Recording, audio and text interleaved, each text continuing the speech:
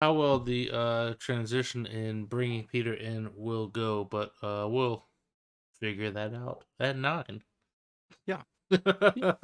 We'll just do it. It shouldn't be too bad. Like I said, I told him 9. Um, he'll probably message me on Discord, and we might have to jump over voice channels, but we'll figure that out. Um, and I think I've got it set up to where we should be able to transition pretty easily, getting his camera on here as well. So that shouldn't be a problem. But we'll deal with that when we get there. Oh, nice. Let me.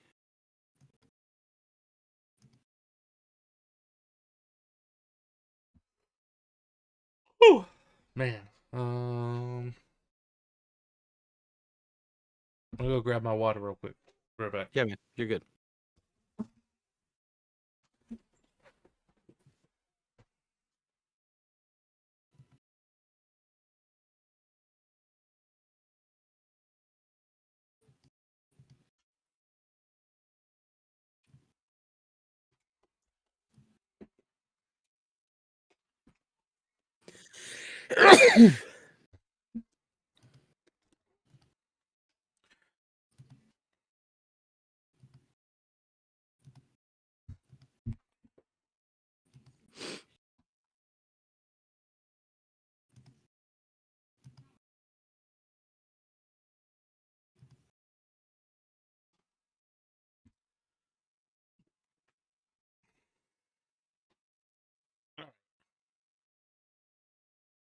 We ready to do this? I believe so.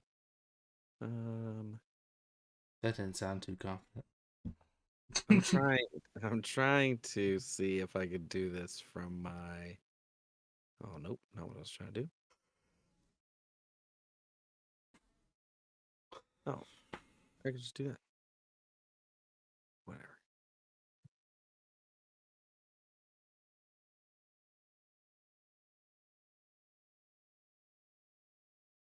Okay, I'm good.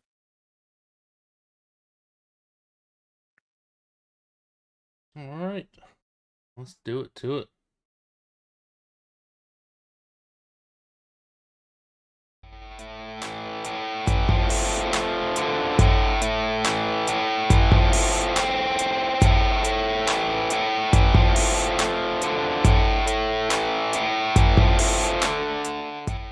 What a game we all just witnessed to cap off the 2022 NFL season.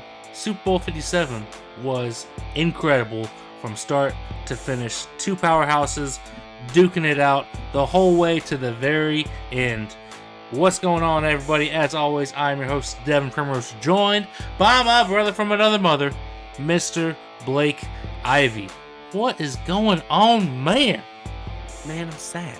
I'm sad. It's the end of the season. Yeah. That's sad. Like, I always get sad at the end of football season. It's like, man, it's over. I really have to wait, whatever it is. Because, listen, 7 months. USFL is good, sure. XFL, if you partake, have at it. But for the big boy football, we've got to wait like 6-7 months. And Yeah. that's sad. Yeah. I mean, it's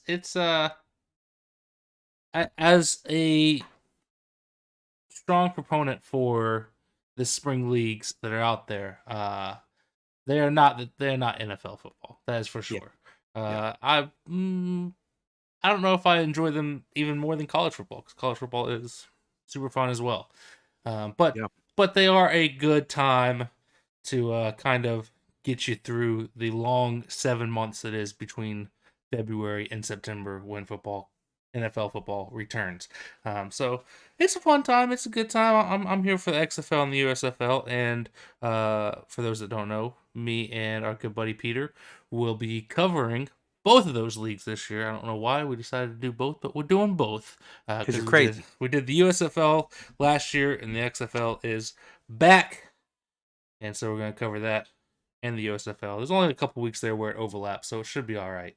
Yeah, and But Peter's gonna jump into the end of this episode and kind of yeah, kick that off. So if you want a little teaser, you can stick around to the end of the episode, and you get to taste some of the goodness that is the USXFL podcast. yeah. I mean, the beautiful thing that the XFL decided to do schedule wise is that they actually start play this Saturday. So literally 6 days after the Super Bowl, you're jumping from one football league into the next, and I think that's a brilliant move. They did the same thing 3 years ago whenever they came Yeah. back, and then COVID shut everything down. But yeah, so first episode of the XFL edition of the podcast will drop pretty similar time wise to when this one drops. So if you listen to this one, the XFL one's probably out as well.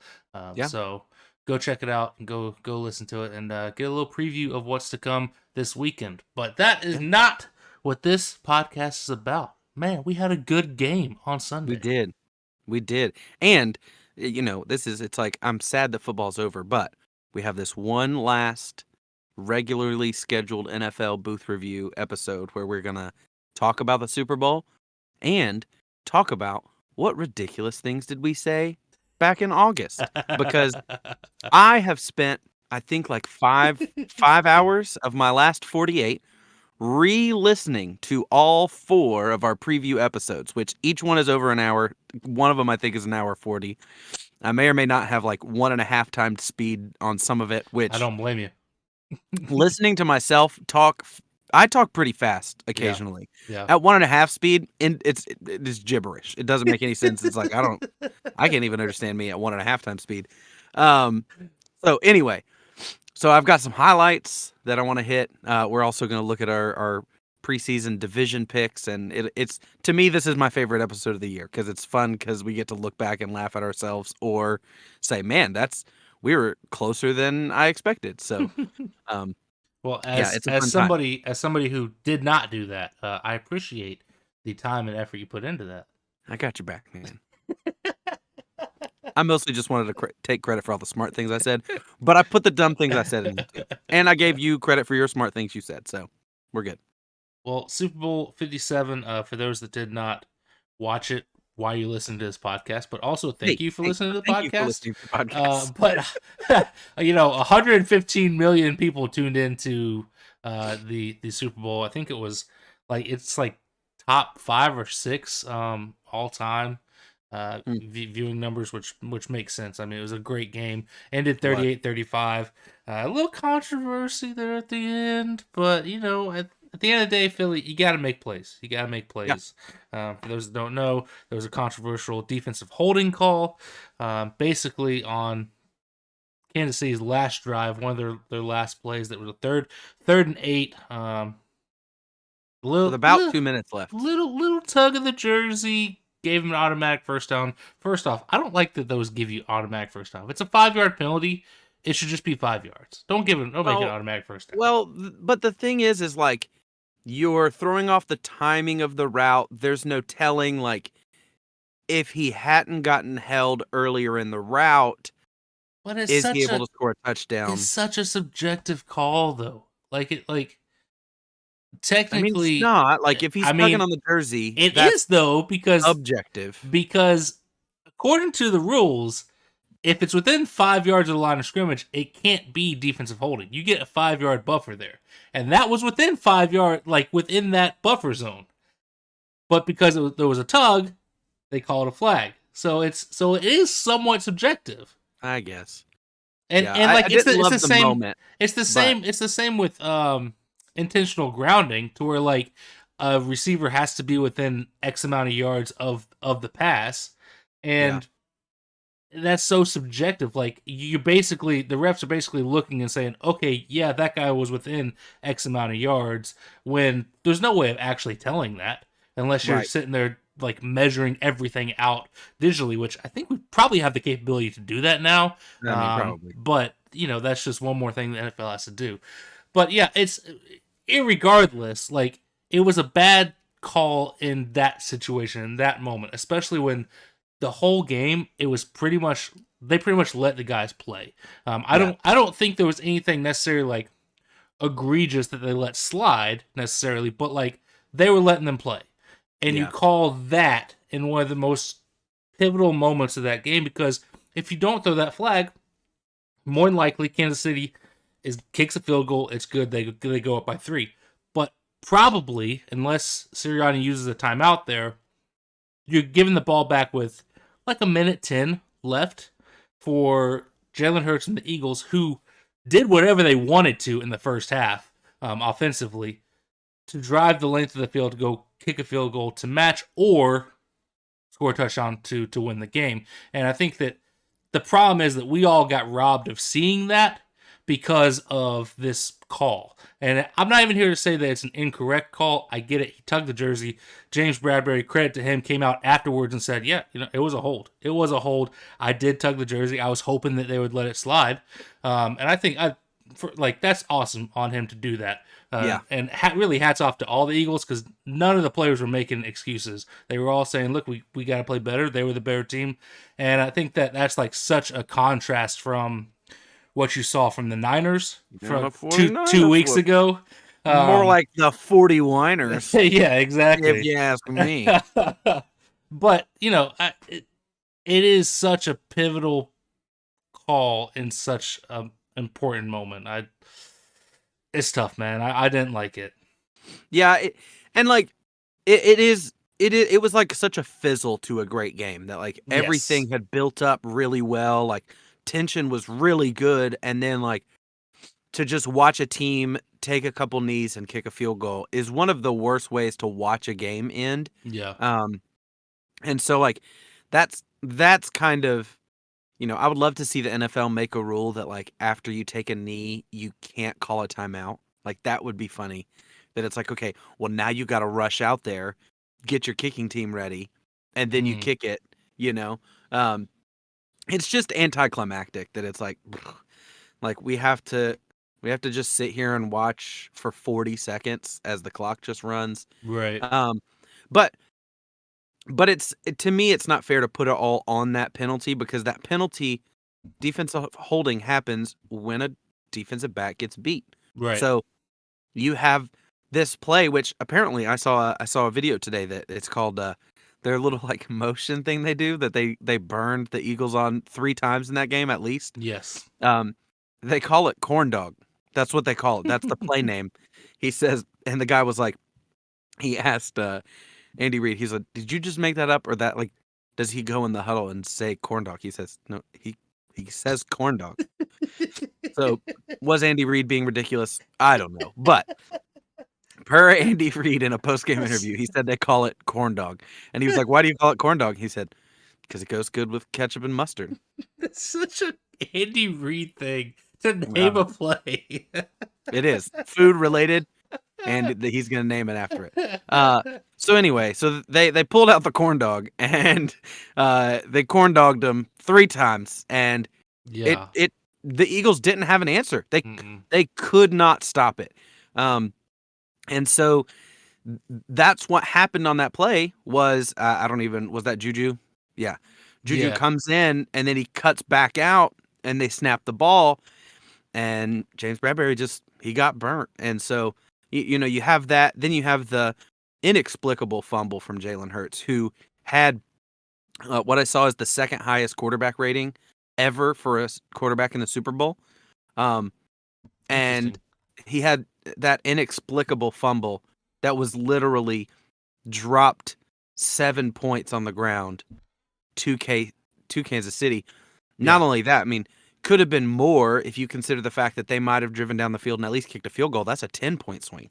Yeah, or a 14-point swing if they go score a touchdown. And what sucks is Jalen Hurts, like, legitimately, in my opinion, Jalen Hurts was the best player on that field on Sunday. You take away that one mistake, absolutely, the dude went 27 of 38 for 304 yards and a touchdown. That'd be fantastic just passing. And then he went 15 carries for 70 yards and 3 touchdowns on the ground. I mean, like, those are video game numbers. Yeah, man. Like he was unbelievable. Amazing. Like, in his first Super Bowl, I mean, I hope he's able to get back, because at this point, like, I've been critical of Jalen for most of the season, and I've said that I wanted to see more. This is what I want to see. I mean, this is like Jalen is legit. I'm here with it. Speaking of our spicy takes, I'll go ahead and throw this one out there since we're talking high on Jalen Hurts. Oh Early boy. before the season this year, I said first that I was like, spicy take, I think Jalen Hurts could be a top 10 QB this year. And you were like, I could see that. And I was like, okay, I'll go really spicy. He's going to be a top 7. And you were like, you're like, that's pretty spicy. And then I said, I think we could be looking at the year of Jalen Hurts. And I feel like a genius. Like sitting here watching Jalen Hurts be the best player in the Super Bowl. When Like Patrick Mahomes is on the other side. when Patrick Mahomes is there, like Yeah. what? So again, like I don't think I definitely didn't have it in there that he was going to be potentially considered the best player in the world. You know, Right. like on the biggest stage, has his best game. You know, just unbelievable. And but that like to start off the season, it was like, hey, I was really like, hey, we're gonna see a big jump from Jalen Hurts, and you're like, I don't know, if we're gonna see that. But even then, like I, who was high on him, didn't have him this good. So Yeah. that's been really fun to watch for me. It's just that his development is incredible. So, Yeah. great game. I really hope for him that they're able to make it back to that stage because he deserved a ring, like for that performance. It's It's just such a shame he couldn't get it. it's gonna be tough. Some news came out today with coaching changes. The Colts hired Eagles offensive coordinator Shane Steichen to be their new head coach, and the Arizona Cardinals hired the defensive coordinator for Philly. I don't remember his name right now. Let me look it up. Jonathan Gannon, to be their new head coach. So Philly is losing their offensive coordinator and their defensive coordinator. And to add to that, they got a lot of decisions to make in free agency. Yeah. Pending free agents for them are Miles Sanders, C.J. Gardner-Johnson, James Bradbury, Fletcher Cox, Brandon Graham. Like these are all big impact players for them, especially on the defensive side. And Jalen Hurts is gonna have to get paid pretty soon. I think he's going into his third or fourth year, one of those two. I'm trying to remember because this is his second full year starting, but I think he was there with Carson for a year, if I remember correctly. I don't think so. I think he came in and was the starter. No. Because that was the reason why Carson got pushed out of town, was because, if I remember correctly, that's part of it, is that they had Jalen, and Jalen started down the stretch, I believe, in Carson's last year in Philly. I could be wrong about that, but I'm fairly certain that was the case. I guess he did. So he started 4 games in 2020. Yeah, so that would have been it. Started ever since. Yeah. So this is his 4th year now, which I think, he went 1-3 the year he started 4 games. Yeah, it wasn't anything exceptional, but No. it was better than anything Carson Wentz was doing. But so he's got to get paid soon. It's gonna be tough to keep everybody around, and I don't necessarily see it happening. And I think that defensively, that team is going to be a lot different next year. Maybe not even necessarily a lot of the players gone, but I think that just I don't see them being as dominant defensively again next year as they were this year. And so I think they're going to be a lot more beatable. That offense, I think, is still going to be able to hang with anybody in the league. I mean, when you got quarterbacks like Jalen Hurts, A.J. Brown, Devonta Smith, Dallas Goedert, like they got playmakers. They're going to be fine on offense. Depending on what that offensive line looks like, because I think Jason Kelce potentially might be retiring, which he's such a strong anchor for that offensive line. But really defensively, though, I feel like defensively, that's the reason they lost the game on Sunday. The secondary did fine. They limited the big plays from an offensive powerhouse like Kansas City. So the secondary was okay, but that front seven that everybody talked about all year as being, this historically good front that led the league in sacks. They couldn't do anything. They Yeah. couldn't sack him at all. I mean, They couldn't stop the run. I mean, Isaiah Pacheco yeah, he yeah, ran all over him. yeah. And then that front seven was underwhelming Mm-hmm. on Sunday. Um, And maybe yeah. maybe we should give some credit to Kansas City's offensive line. Maybe Oh, for maybe sure. they were better than we expected going into that game. But I expected to see a little bit more pressure back there on Pat. Maybe get him on the ground once or twice. There was no sacks. Patrick No. Mahomes wasn't sacked at all in that game. There was one sack in the entire game, and it came from Kansas City. And is that technically the one where he fumbled? Where he just dropped the No, ball? it was the one. It was technically the one where he got chased out of bounds before the line of scrimmage. Oh, yeah. So it wasn't even a sack. It was Didn't even hit him. Yeah. That's crazy. And there were no interceptions thrown. Like, to Yeah. me, that was Yeah. what was crazy, is outside of that one drop that Jalen Hurts had, that was one of the most perfect games of football. Yep. On every side. Like, it was Yep. it was great football. Yeah. Well, and I say the that. same can be said. 70 points were scored. So, like, it's not a great defensive game. I mean, But yeah, but like,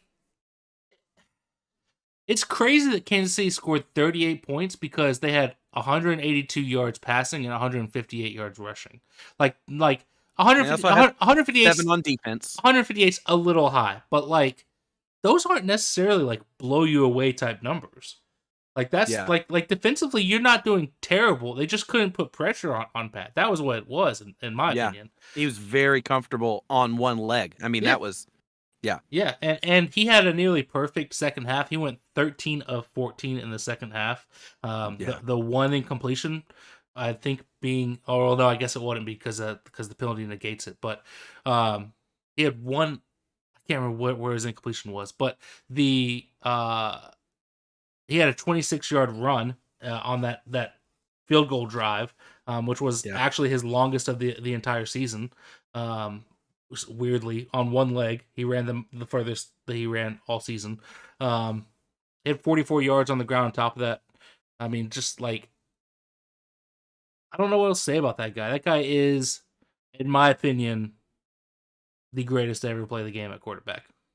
Yeah, I think it's really funny to see like Tom Brady and Gronk retire, and in come the new best quarterback to ever pick up a football and the best tight end to ever play his position. And maybe like at least a top 5 head coach in Andy Reid. I will say he's at least top 5 at this point. Yeah. I don't know if I can say he's the best. It's hard to say Bill Belichick's not.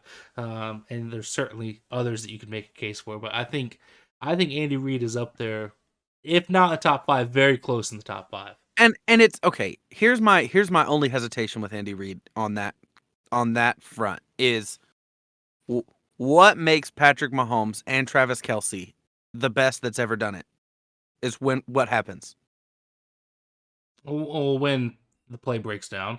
When the play breaks down, which means doesn't matter what the play was. Doesn't matter. It's like, to me, it's like that's not a coaching thing. That's just two players. I think that's more of those two, which, and that's not to take away from Andy Reid. What the Chiefs did the second half of that game, when at halftime their receivers had 11 yards. Yeah. After halftime, it was pretty much all Juju because they were running the corn dog, and it was like Juju was getting open down the field. They figured it out. So I do give Andy Reid credit for that, and how they changed the offense from the whole year. I mean, starting off the season in the first podcast we started off talking AFC West, and we could just roll into that if you want. I mean, that's fine. Yeah, we could just roll into the review of our preview. Let's do it. And the biggest thing that we did was we talked about the absence of Tyreek Hill. We talked about how I for one, I will take the shame for it. I was like, hey, I think that him being gone is going to be huge because it changes the complexion of that offense. Is not Tyreek Hill stretches the field and now the middle's open. It's going to be different. And they did a fantastic job of redoing the offense and making it to where you didn't need Tyreek Hill to do that. And I said that. I was like, I mean, there's a good chance they're going to be able to do this, but I thought it was going to knock them a step back. Um, I mean, but I think all it of did us not. thought that there'd be at least somewhat of a step back, and I don't think there was at all. No. Um, I think that I want to say I had them last in the division, but still making the playoffs. Yes, you had Um, all four teams in that division. yeah, I don't. I don't have your records up. So if you want to pull up I can. your preview notes, I would love that because that would be great. I want us to talk about it. So Okay. in the West, I originally had the Chargers in first at 15-2, Same the here. Broncos at second at 14-3, Chiefs third at 10-7, and still getting the 7 seed. And then I had the Raiders at 7-10.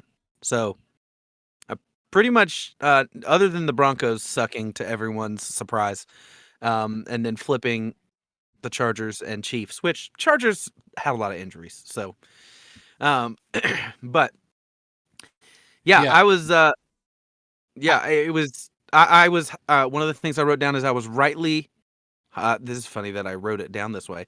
I was high on the Denver defense, that it was like, hey, Denver defense is going to be great. And they were, I mean, almost historically good with how yeah. few points per game they allowed. Um, One of my favorite quotes from that division recap is Devin, you said, hot take. Hot take. I think Derek Carr gets at least one MVP vote this year. Oh. Oh. I mean, He got cut. Like like that's what's so funny to me is it's not like, oh, he had a rocky year. He got benched for Jared Stidham. Like not only did he not get an MVP vote, like he was I don't even think he was on the ballot. They're like, he's not even starting anymore. Don't write him down. Don't I mean, even include his I name. also said last week that I feel like Derek Carr got bullied out of Vegas. I think I said it last week. I know I've at Yeah. least said it at No, some we point. But I'm not saying that it was like it's just funny the way it played out. That it was like, oh yeah. man, that ended up being a very bad take, which you Oh, did say hot 100%. take. So Yeah, yeah, yeah. Listen, um they all can't be right, you know? You yeah, sometimes just gotta throw stuff at the wall. yeah. Um Yeah, my records for the AFC West were Chargers at 15-2, Raiders at 13-4, very bad. The yeah. Broncos at 12-5, maybe worse than the Raiders pick. The Chiefs 11-6. So yeah, I had the Chiefs taking a step back. Like I said, I had all of these teams in the playoffs. I thought they would all make the playoffs, that they all were worthy of it. And I don't know, man. I was I still like. absolutely berated. Berated. I listening back to it, I got a little bit of I was like I started feeling all the feelings again. I got angry all over again. And it came up, I think, in every single episode. We came back to this Raiders pick, and you're like, I don't know if I can trust you with that Raiders thing. And I'm like, what are you talking about? I don't know if I can trust you. And now I feel so vindicated that it was like, yeah, because the Raiders were bad. It's And saw it coming. And I tried to tell you and Peter both, and both of you guys were like, you are an idiot for having Vegas at a 7-win. And I was like, they're not good. And you guys were like, I see their floor is 10 wins. And I was like, what? it's weird though, man. Like I still don't feel bad feeling that way. Like I still think that's a team that is so much better than what that record indicates. And I feel like a lot of that is on Josh McDaniels. Oh, I agree. And I don't think, like, I thought that he would be much better his second time around. I don't know, maybe not much better, but I thought he would be better his second time around as a head coach. And I think that he caused a lot of problems there. And this goes back to me saying that Derek Carr got bullied out. I think Derek Carr happened to be the fall guy for a bad hire. Because I don't think Derek Carr was the problem with that team. I think Derek Carr is a talented quarterback that's going to go wherever he goes next and be successful. How successful, I don't know. I'm probably not going to bet on him to get an MVP vote, but successful. And I think the Raiders could be in a very similar position next year, just because of the head coach. I did not think the Raiders defense was very good. They were not very good. You're correct on that. Yes. I didn't think that their offense was that great, and their offense wasn't that great. I mean, Josh Jacobs Well, the offense was great. the offense was not the problem. Their inability to hold a lead was part of the problem because they held a lead in like 75% of the games that they were in. They were up close to double digits at some point in those games, and they ended up losing them because they couldn't hold a lead. Which is weird because they had the best running back statistically in football. Yep. But anyway, yeah. And then in the NFC West, it was really funny that Devin said the NFC West is great because of the Cardinals and the Rams. That was one of my favorite lines. I don't remember saying that. You did. You also both ridiculed me ruthlessly for saying that the Rams wouldn't win the division. Yeah, you were like, that. You're like, you're dumb, and I'm like, I think. So here was my division standings: is I had 49ers first, Rams at 16-1. I had the Rams second at 9-8, Cardinals at 7-10, and the Seahawks at 2-15. The Seahawks out west, and the Broncos out west. I think that was one of those that not many people at all saw this year coming from those two. Those were both like how bad Denver was and how good Seattle was a shocker. So it's like I give everybody a pass on that one. It's like, yeah, no, none of us saw that happening. Yeah, I had the Seahawks at 0-17. Yeah. So yeah, I had Rams 13-4, which in hindsight looks really bad. Cardinals at 10-7. The Niners at 6-11, which is terrible. And terrible. The Seahawks at 0-17. But again, I don't feel bad about that Niners record because that was banking on Trey Lance being the starter, and I don't have faith in Trey Lance. I've said if I knew that Jimmy G would be the starter for most of the season, I would have given them probably 10 or 11 wins. So I think Jimmy G's a better quarterback. You didn't say that at any point. You didn't say that at any point in the podcast. No, not in the preview. I said it like 2 or 3 weeks ago whenever we were talking about it. Yeah, but it's easy to say now. Sure, that is true. I'll give you that. But banking on Trey Lance being the starter, I don't know if I would change that much. Like if Trey Lance is the starter going into next season, which I don't think he should be. No. I don't know if I change it that much because I don't believe in him. Now, if Brock Purdy is the quarterback one, then that changes things. You even said that 6 wins might have been a little too high for the 49ers. So because I have zero faith in Trey Lance. I don't want to hear. I don't think he's good in this position. So out west, we were kind of all over the place. I am just thankful that I smoked you guys on my Raiders analysis. That felt really good. And the Rams, that both of those that you guys were like, you're an idiot. And turns out, not an idiot. I put that on my tombstone, at least. Not an idiot. Here lies Blake Ivy. Not an idiot. Where'd we go next? We're going up north to the AFC North. I had the Bengals at 15-2, Ravens at 7-10, Steelers at 7-10, and the Browns at 4-13. So, they're pretty good there. It obviously slept on the Ravens a little too much. You had the I went the I went the wrong way. It's okay. But you had fantastic analysis on Hayden Hurst. You did great. Sorry, I skipped over you two. What was your standings preview? My standings were Bengals 14-3, which they weren't far off. Steelers at 9-8, which I think I nailed that on the head. Yep. The Ravens at 8-9, the Browns at 8-9. Yeah.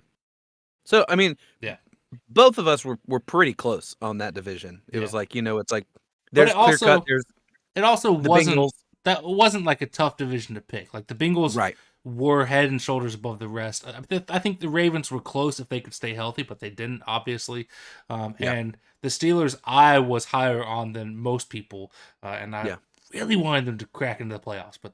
I'm just glad that they ended up with a winning season, and Mike Tomlin can still say he's never had a losing season. 100%. And then, so you nailed Hayden Hurst. You were super excited about him going to Cincy, and I was kind of like, I don't know. And then he had a fantastic year and was a huge part of that offense. So he's a good tight end, man. It's a good tight end. I mean, Then the NFC North, I had the Packers at 14-2. It's just dumb. Yeah, what happened Uh, there, man?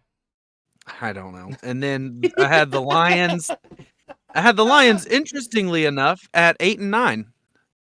And then I had the Vikings at 7-10, and the Bears at 4-13. What do you have? Yeah, I had the Packers at 12-5, which I don't want to talk about that. The Packers underwhelmed across the board for. I don't think anybody had the Packers doing what they did this year. I think most people had them being in contention, at least making a wild card, but they did not. And then I had the Lions at 10-7, which again I feel good about.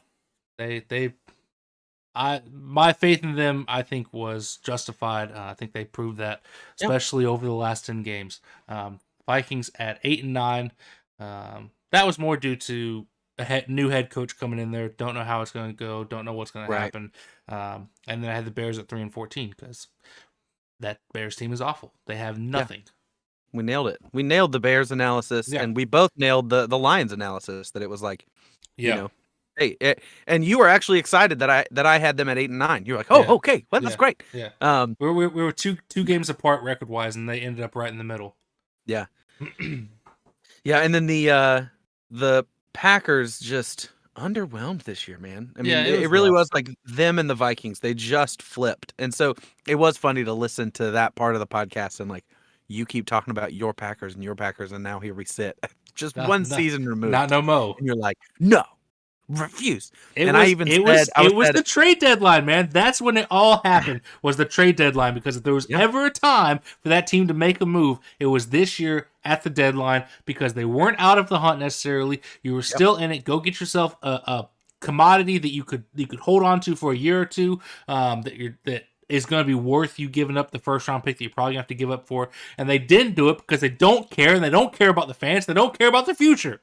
Sorry, I didn't mean to do this. I did also say, I was like, man, if I have to watch you go from decked out in Packers stuff to decked out in Lions stuff, that's going to be hard to watch. Here we go, baby. I said that. Here we go. Here we sit. Here we sit. Just a few months removed. And that was in August. So, yep. So we're just, it's so, whatever that is. It's so tough not to love that Lions team, though, man. Like, it is. For my wife, zero interest in football. Very little, very little interest in football. She did watch like the first 4 episodes of Hard Knocks this year with me, which was the Detroit Lions. She does love like the sports movies, though. She loves like she likes the story element. Right. You want to know who her favorite player in the NFL is? I hope not Jared Goff. Jamal Williams. Oh yeah, I mean that's I think a lot of people. Williams, he's great because he's so passionate, man. He's so good. He's so good. Too. He's hilarious. Listen, we're just gonna be. This is a Lions household now. That's just the way it is. Oh gosh. We've entered the darkness known as Lions fandom, and Brett Favre is rolling over in his prison cell. Listen, the man can roll over as much as he wants. He's still a scumbag. There's a little sliver of light in this fandom of darkness that's peeking in, and I think it's only gonna grow and become brighter and brighter. I'm here for it, man. I'm here for it. Oh man. To call myself out on being an idiot, I said, I put this in quotes. I said, people are way too hyped on Justin Jefferson. Yeah. And that aged poorly. How you feel about that? Not so good. But I did say, in my defense, I did say he was still a top 5 receiver. I said, he's probably top 5, but I was like, I'm not ready to put him at number 1 yet. Okay. I'll tell you now. He's number 1. I feel like I didn't argue with you much on that. Like I feel like you did. You were like, you were kind of like, I think that he might. I think you did have like earlier you had mentioned that Devontae Adams you still had as wide receiver 1. Right. But you like saw room for the argument of Justin Jefferson being number 1, and I was like, absolutely not. Yeah, I was pretty stubborn on that one. Moving over to the East. In the AFC, where's my standings? Where are you? Where did you go, East? That's the South. That's the my AFC East standings were Buffalo Bills 14-3, nailed that. New England Patriots 9-8, saw them taking a step back. I nailed that one too. Dolphins at 7-10, the Jets at 3-14, and I said that the Jets' success would be because of the quarterback. They'd either be successful because of Zach Wilson taking a step forward, or be unsuccessful because of him being garbage. And they're right there in the middle because Zach Wilson is not good. He's just Yeah, not good. I will say we were both way too high on the Patriots. You said that the Patriots at 9 wins was their floor. That's what you said. Um, I also had the Bills at 16-1, had the Pats at 11-6, had the Dolphins at 9-8, and then the Jets at 3-14. Yeah, so we were both way too high on the Patriots. We talked a lot about how good the Patriots were, about them improving. You did talk about maybe Mac Jones wasn't the guy, but still want to see the development from him. I don't think that's the problem. I think the problem is the lack of an offensive leader there. There was no offensive coordinator set on that coaching staff. It was kind of like an offensive coordinator by committee, which was the stupidest decision.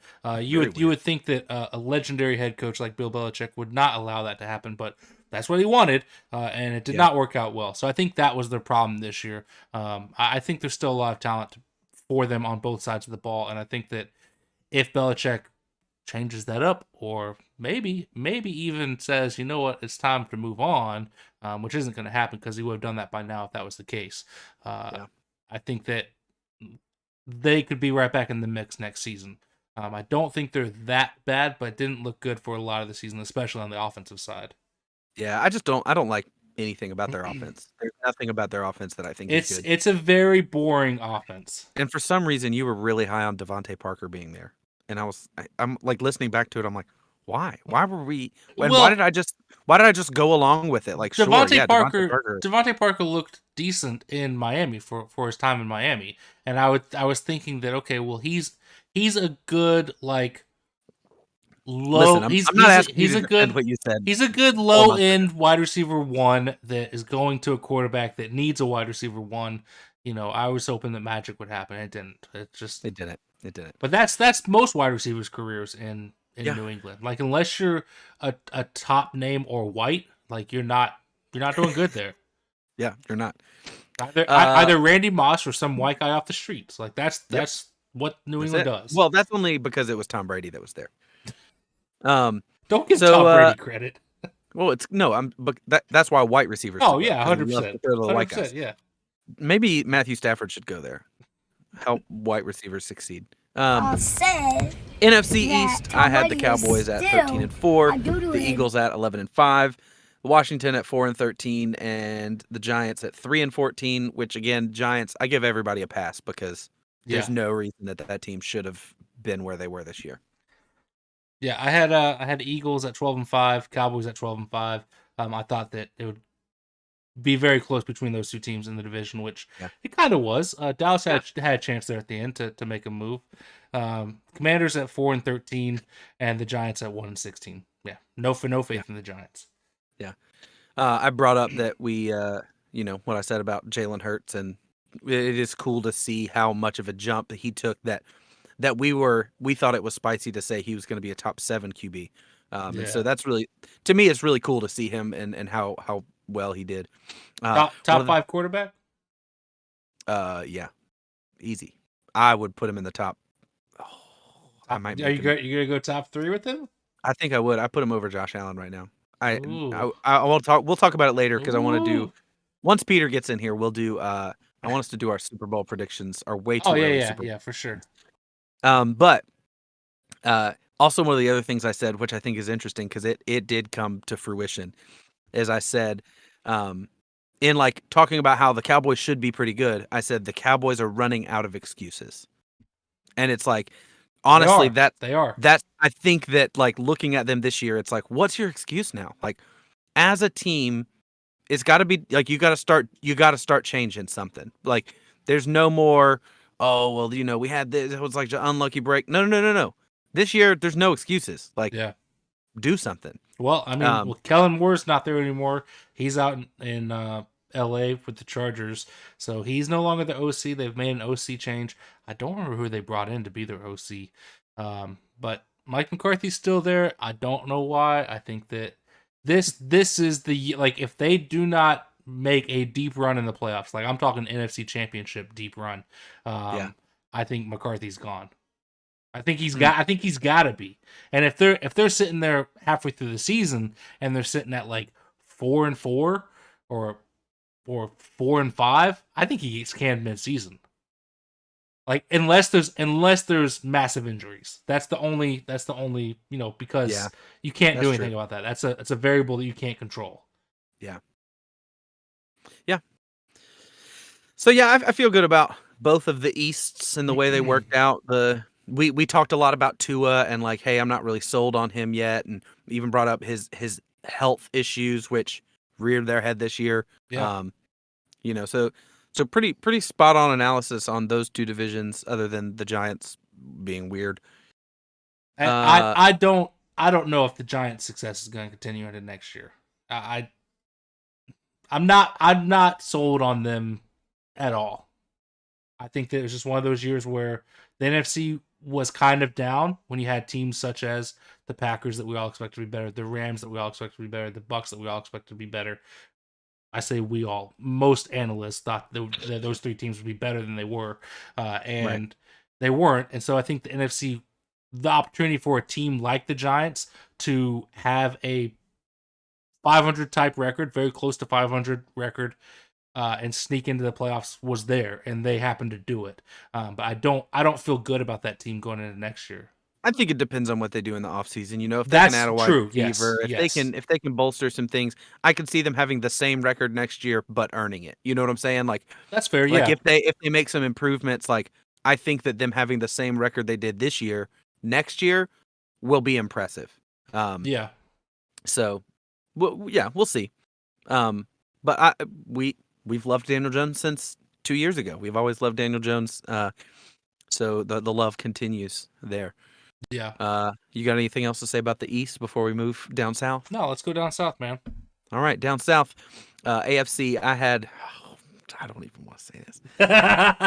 We both had it. I had the Colts at 13-4. Woo! Which again, it's all Frank Reich, and I've hyped on it all year. So my anger still stands. I do want to take a step back. I don't think it's all Frank Reich. I think that Matt Ryan being old as hell and not actually being good anymore is part of it. Whoa.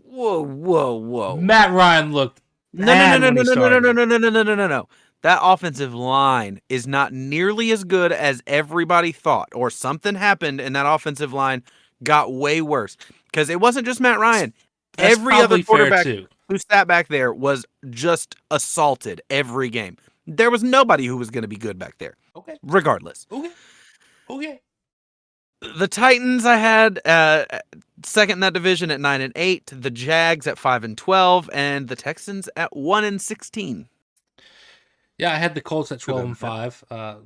Just like everybody else, I thought the Colts would be better than they were.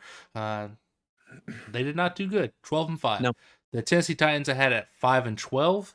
I knew they would take a step back. The Jags I also had at 5-12, which is weird that I had those two teams at the same record, because those are the only two teams that were in it in the last couple weeks. And then the Texans at 4-13, which I wasn't that far off. No. And what's funny though is we talked for way too long on that podcast about, I brought the question of who did you think was actually better between the Jags and the Texans, and we spent a good amount of time, all of us, agreeing that the Texans were a better team than the Jaguars. Wow. And I don't know what drugs I sent through the microphone to you guys to make you agree with me on that. But like I don't know what that was about. But I was very wrong about the Jaguars. I was talking about how terrible their defense was. I was talking about how we all did think like, hey, Trevor Lawrence is probably better than he was. Right. Travis Etienne was going to step up, but I was not excited about the Jaguars wide receivers, and I very much slept on that defense. I think we all just kind of took what happened in 2021 with Urban Meyer and assumed that it wasn't necessarily all Urban. Granted, he was a terrible coach, but Right. there was also nothing necessarily to work with there. Yeah. And that obviously was not the case. I mean, maybe Doug Pearson is one hell of a coach, which I think he's good, but maybe he's better than we gave him credit for. Yeah, he definitely we did talk up that hire and said it was one of the Oh better yeah, coaching hires yeah, of the for sure. offseason. So that turned out to be pretty spot on. I also said we were talking about the trade of AJ Brown leaving Tennessee, and I said I was trying to say maybe he's not that good, and I wasn't like firm on it. Okay, I wasn't. I remember being like trying to just figure out why the Titans might have done it, and then I said that he's not even the best wide receiver on that Eagles team, which I just feel dumb now because he was unbelievable this year and like Yep. maybe one of the best receivers in football this year. Yeah. So yeah. I still don't feel bad about that Colts pick. That was Frank Reich's fault, not mine. And then, everywhere else feel pretty solid, Overestimated the Titans, underestimated the Jaguars, and correctly. I tried to tell you about the Titans, man. I Listen, did you try. weren't right about the Titans either, so calm down. I wasn't that far off. We were literally I was the same. 2 games off. Yes, same. Well, you had them I being had them 2 at games 9 better. wins. Yes, you had them being 2 games worse. Yeah. We were literally the same amount of correct. Don't even with me. Gosh. Trying to take a win that no one has. I'm just saying I felt like they would take a bigger step back than you did. That's what I was saying. Which they took a pretty massive step back. And I also had them taking a step back. So calm down. You weren't more right than I was to start the season. Later in the season, you were more right than I was. All right. How'd the NFC South go? I had the Panthers winning at 11-6, which don't feel bad about that. I had the Bucks at 9-8. I had the Falcons at 7-10, and I had the Saints at 0-17. Jokingly, and then later I did say that I probably see them being a more like a 5-win team. So did you just say you don't feel bad about making the Panthers an 11-6 team, a team that fired their head coach 5 weeks into the season? I don't feel bad about them being first place in the division. That's better. I don't feel bad. Yeah. What's funny is, I mean, you talk about I don't feel bad about that. I was ridiculed for saying that the Bucks were going to have less than 10 wins. Yeah. And you were like, you said there's no, like you were very adamant. You're like, there is no way this Tampa Bay team has less than 10 wins this year. Yeah, I had what was their record? What did you have them at? What did you have them at? Going 13-4. Oh, okay. You feel better about that than I should feel about the Panthers? Definitely not. Okay, that's what I thought. I don't feel good about that at all. I had the Saints at 8-9. Which maybe gave them a little too much credit. Yep. I had the Panthers at 8-9, which I don't feel bad about because I think they were 7-10. I think so. Yeah, not too bad. And I had the Falcons at 3-14, and I think I said on there that the Falcons have the potential to be a sneaky wild card pick, and will probably finish closer to like 7 wins. You talked about them potentially being playing meaningful football in November and making a push for the wild card spot, which they did. They did. Pretty spot on. Yeah. So, yeah, no, definitely take credit for that one for sure. I also said, and you called this spicy, and I think you maraca shook me, that Tom Brady would not be a top 5 quarterback statistically this year. Hey, he's still a doo-doo head. So nailed it.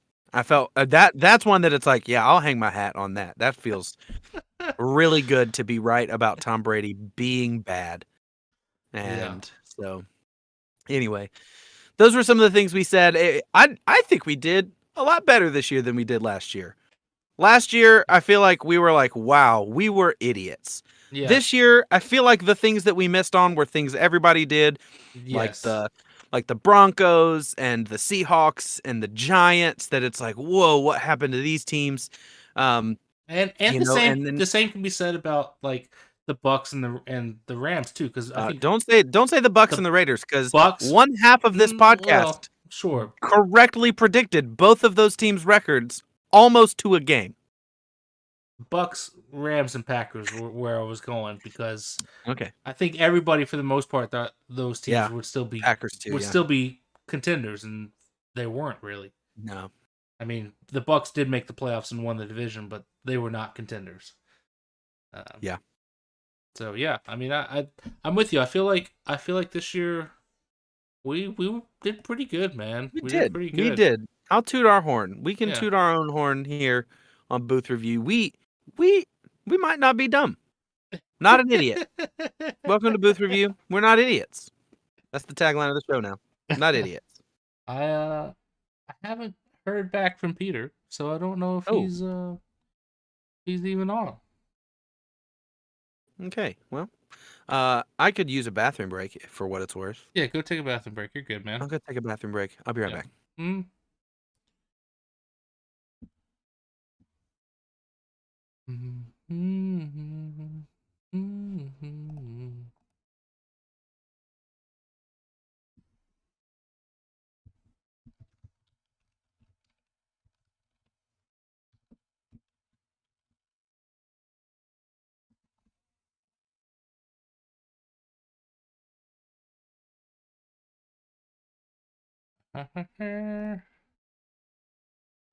Cool. Let me see how we're gonna do this.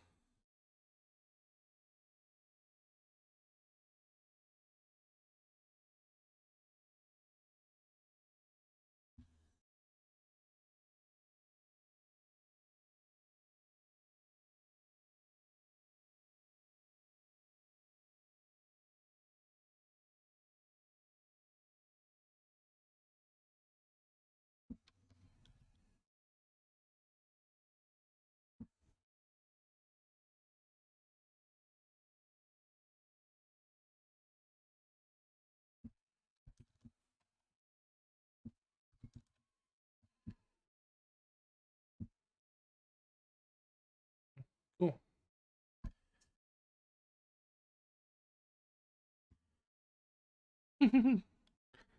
um.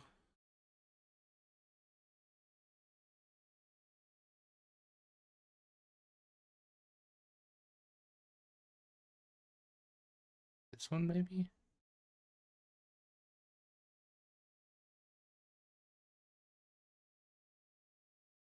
Heyo. Hello. What's going on, man?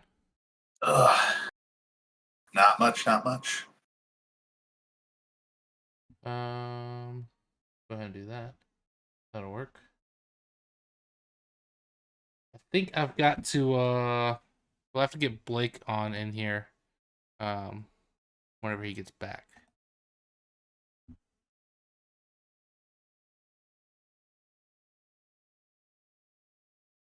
Gotta fix one more thing in here. Your mic is not coming through.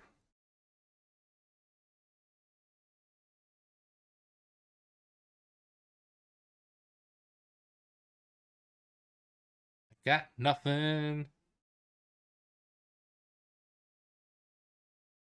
I don't think I muted you.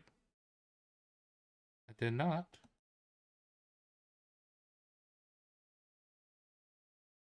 Interesting.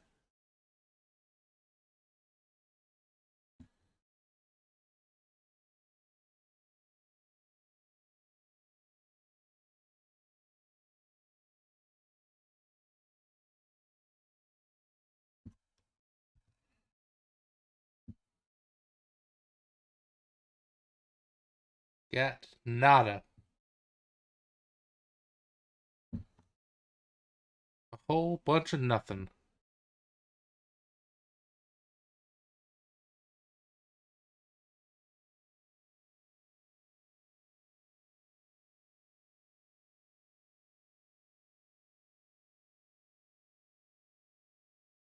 Alright, cool.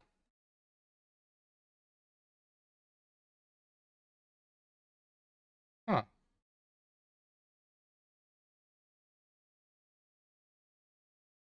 Okay.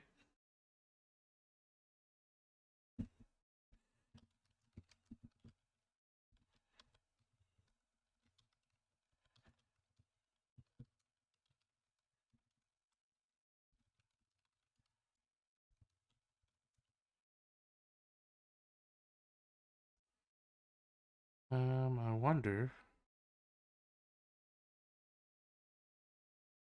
if that's the case, then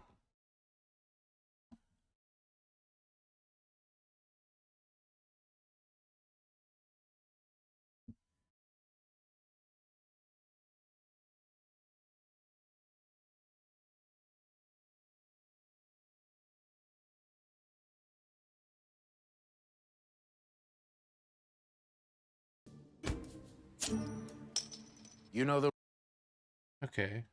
So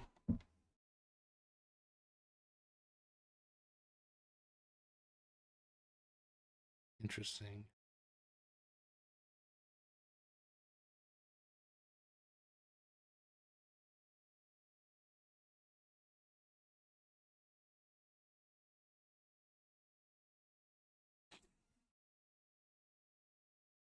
Hmm. All right, well. We'll just see what happens here.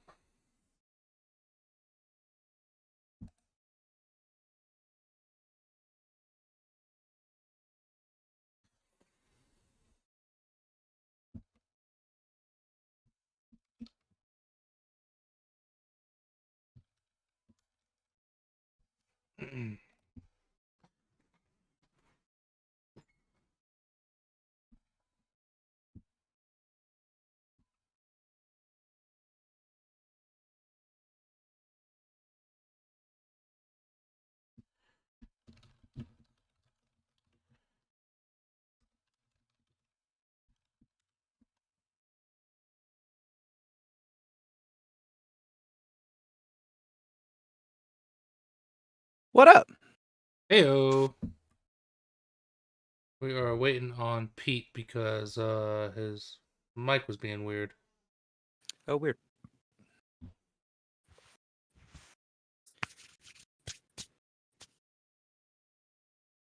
We got you, Pete.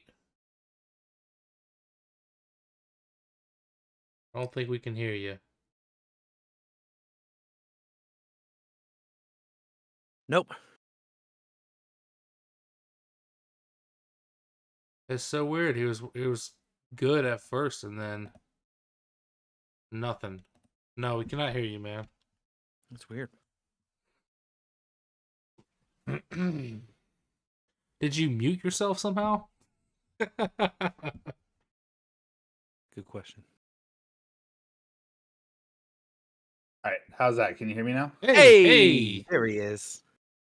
Jesus Christ. I don't know why my microphone reset to like default and it was trying to go through my webcam, I guess. Oh, jeez. All right. Well, we have our special guest for the episode. He was with us on the very. He was with us on the first one, correct? The West one, West preview. Yes. Yes. The it was very the first episode of the season, last episode, the bookend. The very first episode of the season. He's the resident Chiefs fan around here, celebrating a big win in the Super Bowl. How you feeling, Pete?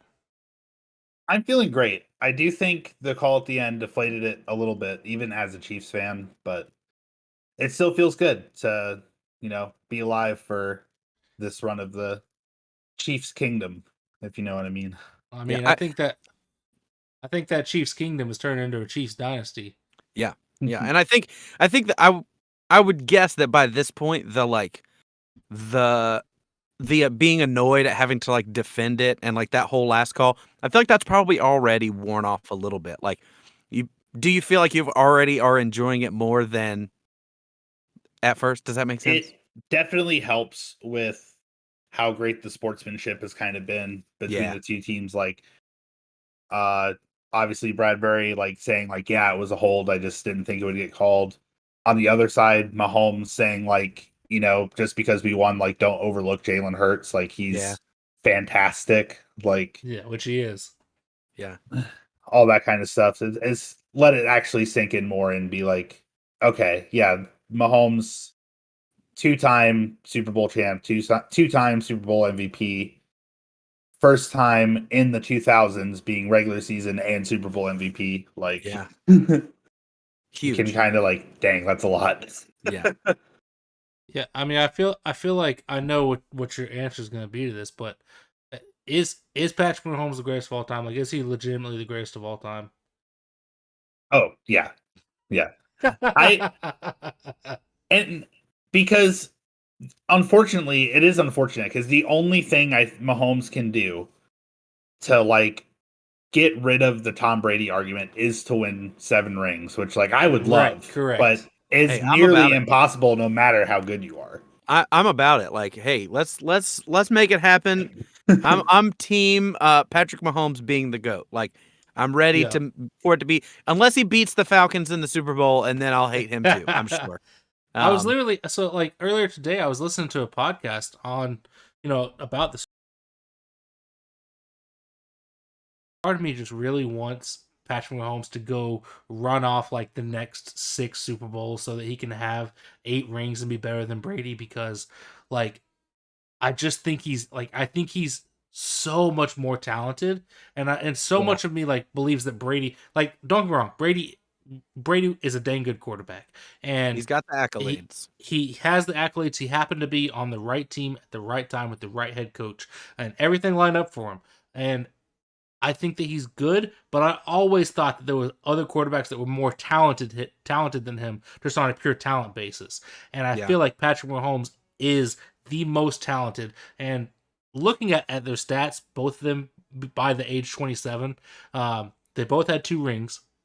They both had 2 Super Bowl MVPs. Other than that, Patrick Mahomes is light years ahead of where Brady was five Yeah. years in, or I guess 5 years into his career, age 27. Right. Patrick Mahomes has been to 5 Pro Bowls. Brady had been to 2.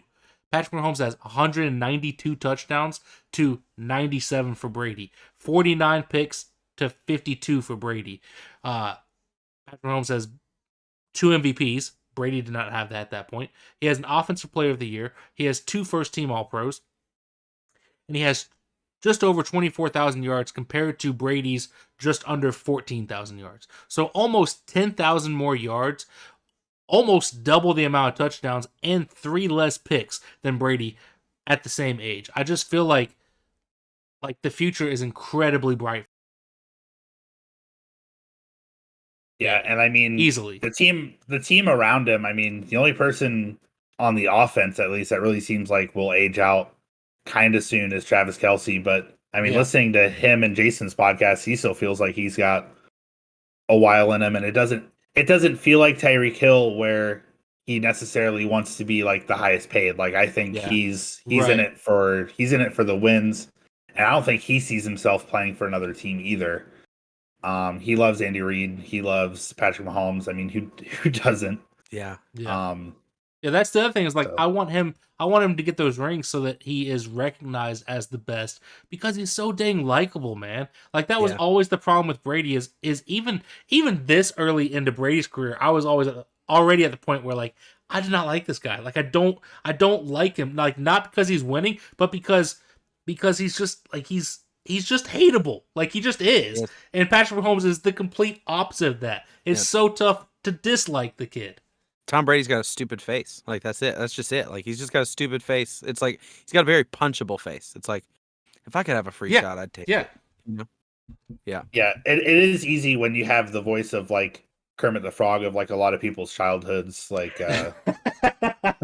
Yeah, just think that yeah. But no, yeah, I mean, and he's all about the game too. Like last year when his family was trying to get more involved, he had to sit him down and be like this is the football world. Like I'm gonna be your brother, I'm gonna be your husband, I'm gonna be a father to our children. But for these, few months, especially playoff time, just stay away. Just go away. Yeah, like we But- talked about Juju and Jackson being like distractions. Like I didn't hear anything from either of. I mean, I'm not on Nothing. TikTok, but like I didn't like they were drama free. That's impressive. Yeah, That's impressive. absolutely. Well, yeah, Pete, you get to gloat. I mean, like they did it. Patrick Mahomes is the GOAT. Yeah, we can listen, you said it all along. Like episode 1, you said, "Yeah, I've got the Chiefs hoisting the Lombardi at the end of the season." So, you were right for 6 months, which I think if we had asked you the year before, you'd have been like, "Yeah, they're going to win the Super Bowl next year." So, Like, there's a little bit of bias that I'm going to take some of the credit away from you, but can't disagree with the facts, man. Since the Chiefs just won, I'm gonna ask you first. Blind prediction for next year. Who wins the Super Bowl? Well, who's playing in the Super Bowl and who wins it? Oh, who's playing? Who's the Super Bowl next year? Who wins? Some may call it a homer pick. Some may look at this roster of the Chiefs and think, who's leaving? What is going to be different about this team next year? That's true. Like, maybe the wide receivers get flopped around a little bit, but none of them were really outstanding enough to try to ask for any kind of big these big contracts. Clearly, it doesn't matter. It's kind of like Aaron Yeah. Rodgers. It's like it doesn't matter who the receivers are. Yeah. Isaiah Pacheco, Monster. fantastic running back as a rookie. Yep. Even our defense too. I think we had 6 or 7 starting rookies in the Super Bowl. Trent McDuffie, Jalen Watson, George Karlaftis, Brian Cook. These guys aren't going anywhere. Yeah. It's going to be the same team to beat, and everyone's going to load up. Denver's already trying to get a head start with head coach to try to catch us, but you're avoiding the question at this point. It's Okay, how about this? I'm going to make it. If we've learned anything in the past 5 years, Chiefs fan or not, if you've learned anything in the past 5 years, betting against Mahomes is wrong a lot of the time. So I'm not going to do it. Okay, I'm not going to do it. I'm going to change the question. The question. Who's going to be in the Super Bowl next year? And you can't pick the Chiefs or the Eagles. So all of us have to pick two teams that were not in the Super Bowl that we think could be in the Super Bowl. I'll throw the question back at you. Chiefs can't be in it. Eagles can't be in it because, in reality, it's hard to make the Super Bowl back-to-back seasons. So, hypothetically speaking, that doesn't happen. And the Chiefs aren't going. Philly isn't going. Who do you have in the Super Bowl and who do you have winning? Right. I'm trying to debate going with my heart or with my brain here. It wouldn't be me on a podcast if I went with my brain, so I'm going to go kind of hard here. Yeah. At the team that seems to be almost like Chiefs Junior, generational talent at quarterback, a lot of young players that aren't really going anywhere. That's what you're going to say. What's that? You're going to say Jags Lions. I just know it. I mean, that's the Super Bowl of our hearts. It's the Super Bowl of the hearts. And honestly, the Jaguars, again, are in a similar position to the Chiefs, though. Wait, are you really picking the Jags? Trevor Lawrence was a second year with Doug Peterson. He's getting Calvin Ridley to add to that already overachieving receiving core that he has. I did forget about that. Yeah, I wouldn't bet on him. I mean, that's also fair. He would bet on himself. I wouldn't. But still, that's a young, talented team that came to life the second half of the season, and again, besides one bad half in the wild card round, Trevor Lawrence played almost perfect the second half of the season. That's a sneaky good pick. I like that. Yeah, I like that. I think they have a real shot, and they would be the most fun team to see. And my mom's down in Jacksonville, so maybe they can host another playoff game, and I can make it this time. We'll see. So who's making it from the NFC? Man, the NFC is a lot harder. Because my heart would say the Lions, but I feel like it's still too soon for them to quite make it all the way. With no playoff experience. I mean, other than Jared Goff, he's been to a Super Bowl. Yeah. I think the 49ers still have a really good shot, especially if they can have a healthy quarterback all season. And I don't know what their free agency looks like, but I don't think they've been quite all in yet, like the Rams were last year. Yeah. So I'm just looking at the teams as they are now. I think I'm going to go 49ers. That's good. Yeah. I like it. Who wins? Nope, going with the heart. Give me the Jags. Oh! Let them get it. Jags over Let them get it. I like it. Yeah, I think that I see a lot, the way you were explaining the Jags, that's a lot of, who that Bengals team was last year. Of, that's That's where I see them is that it's like young and hungry with a quarterback who is, you know, up and coming and maybe makes a huge leap in that next year. Yeah. Would remind me a lot of the Bengals last year. And I'll piggyback just because I've got one of the same teams. I think next year is the 49ers. I think that you look at teams. That was actually going to be my pick before I made my new rule, so I was unaffected. I think that it's the 49ers. I think that their anger, they're fueled by a hate fire. I think that's what's happened at this point. Is it's just they are angry and want it bad. And then I'll go healthy Chargers. We'll go with the California Bowl. We'll go Chargers and 49ers, and give me the Chargers. I say the Chargers will win it. I think 2 years in a row we're doing it again, man. I Chargers Niners is gonna be my pick. Really? 100%. Yes. That's hilarious. Yes, and I was gonna have the Chargers winning. I'm pretty sure this is the exact same thing that happened last year. I want to say I know we both picked the Bills. Yeah, we both had the Bills and the Packers. I think we did. I think we had Packers Panthers or not Packers Panthers. Packers Bills with the Bills winning. Shane just posted in the chat about Panthers. That's why I said that. But yeah, I'm going Chargers Niners because I feel like the Chargers. I feel like the biggest problem this year was health. And like I said earlier, that's a variable that you cannot control. But if they can stay healthy and they can stay on the field, that's one of the most talented teams in football. And to me, the Bills, I like the Bills. I think the Bills window is still open, but they do have some decisions to make in free agency. And I don't know, man. It's just every single year they can't quite get it done. And I think that at some point it'd be insane to keep picking them. The only other team from the AFC I could see is the Bengals, and I still think the Bengals are super good. I think they're loaded with talent. They were, a field goal away from making the Super Bowl again. So I feel good about the Bengals coming out of the AFC, but I like that Chargers team a lot. I like Justin Herbert. I want to see Justin Herbert make that next step and enter. I think he's a top 5 quarterback in the NFL, but I think that he has top 3 potential. And I want to see him take that next step to be up there with Mahomes, to be up there even with Joe Burrow. I think I'd put Joe Burrow above him at this point. And then the 49ers, as long as they can figure out their quarterback, like that team is stacked.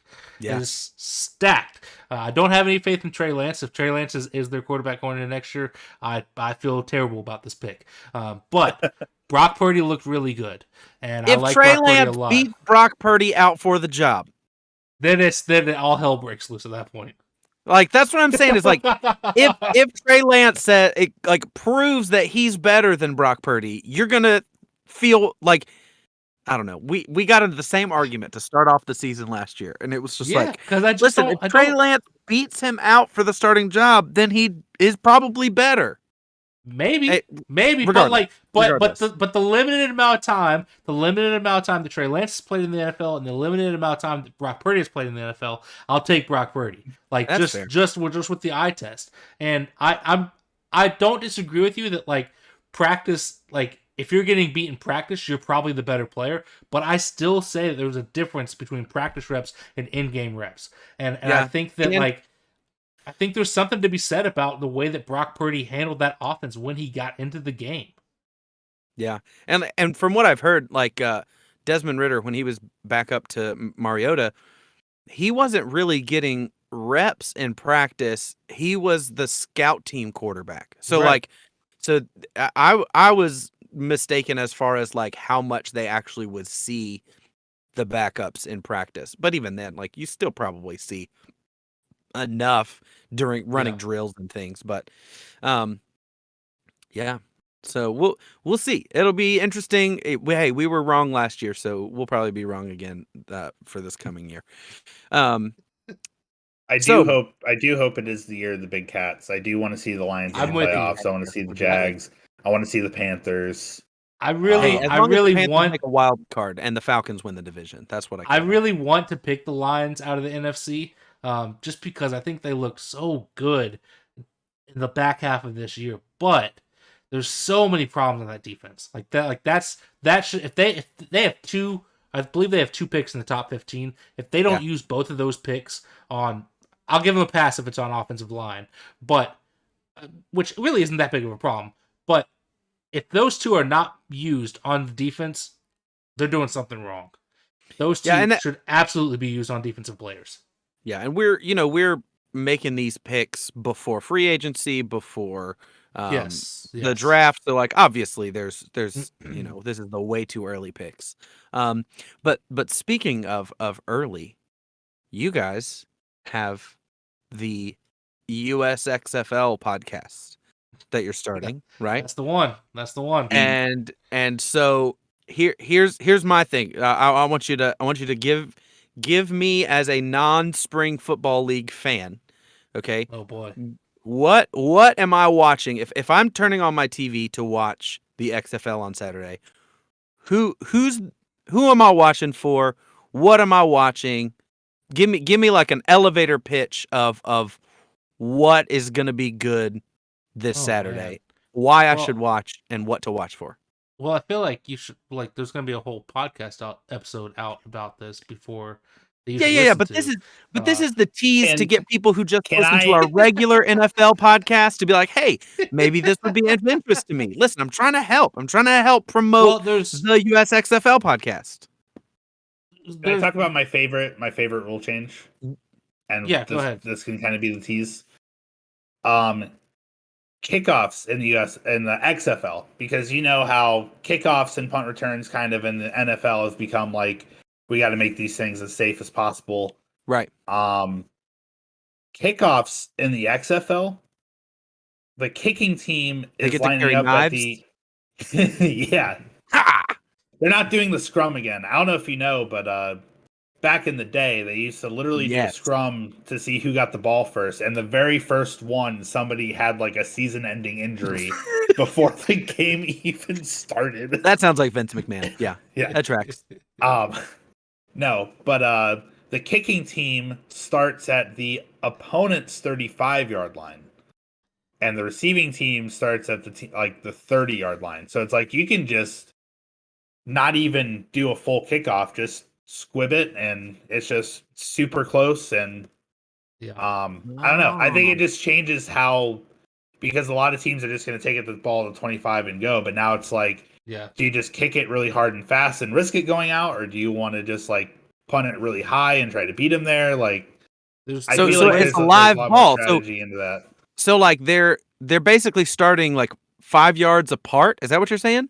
Yes. And so then the kicking team kicks it, and whoever gets there first gets the ball. Well, there's one guy back to receive it. Oh, okay, gotcha.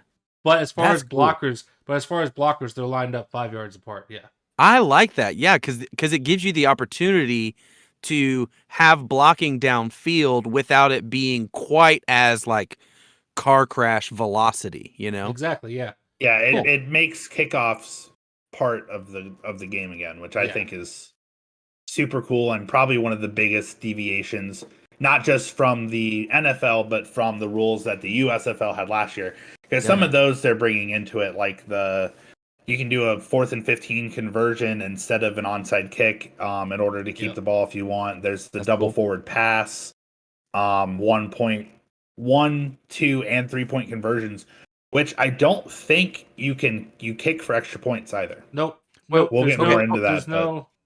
Tell me, what's a double forward pass? So as long as you're behind the line of scrimmage, if you pass the ball forward, as long as it's still behind the line of scrimmage. Okay, so you can just basically throw it around behind the line of scrimmage, and it doesn't matter. It's the yard in Madden. That's what it is. That's cool. But it's twice. So like in the yard, I believe you can do it as many times as you want, but it's twice. So you can only pass the ball forward twice. Okay. But gotcha. the other big thing is, yes, there's no point afters for touchdowns. You will do either a 1 point, a 2 point, or a 3 point conversion. The 1 point is from the 2 yard line. The the 2-point, I believe, is from the 5-yard, and the 3-point is from the 10-yard line.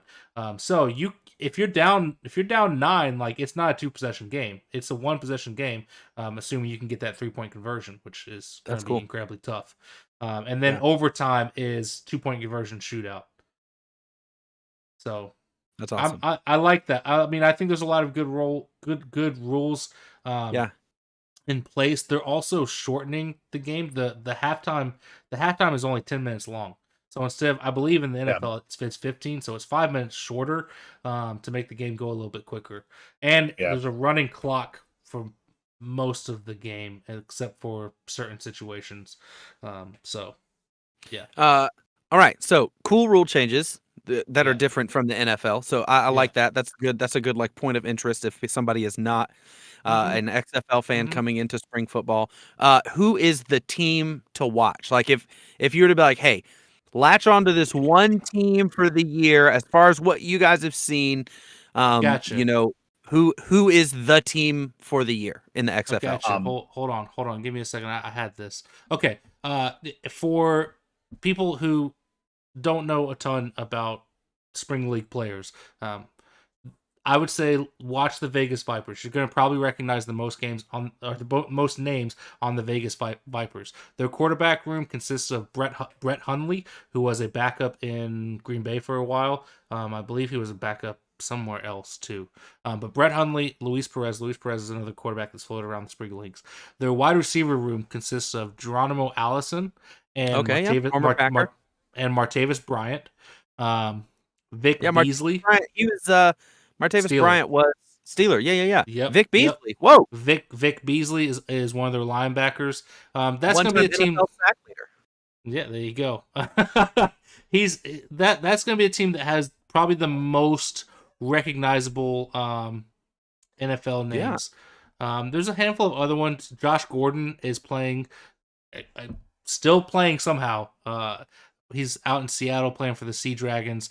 Wow. His quarterback will be Ben DiNucci. DiNucci. DiNucci. Yes.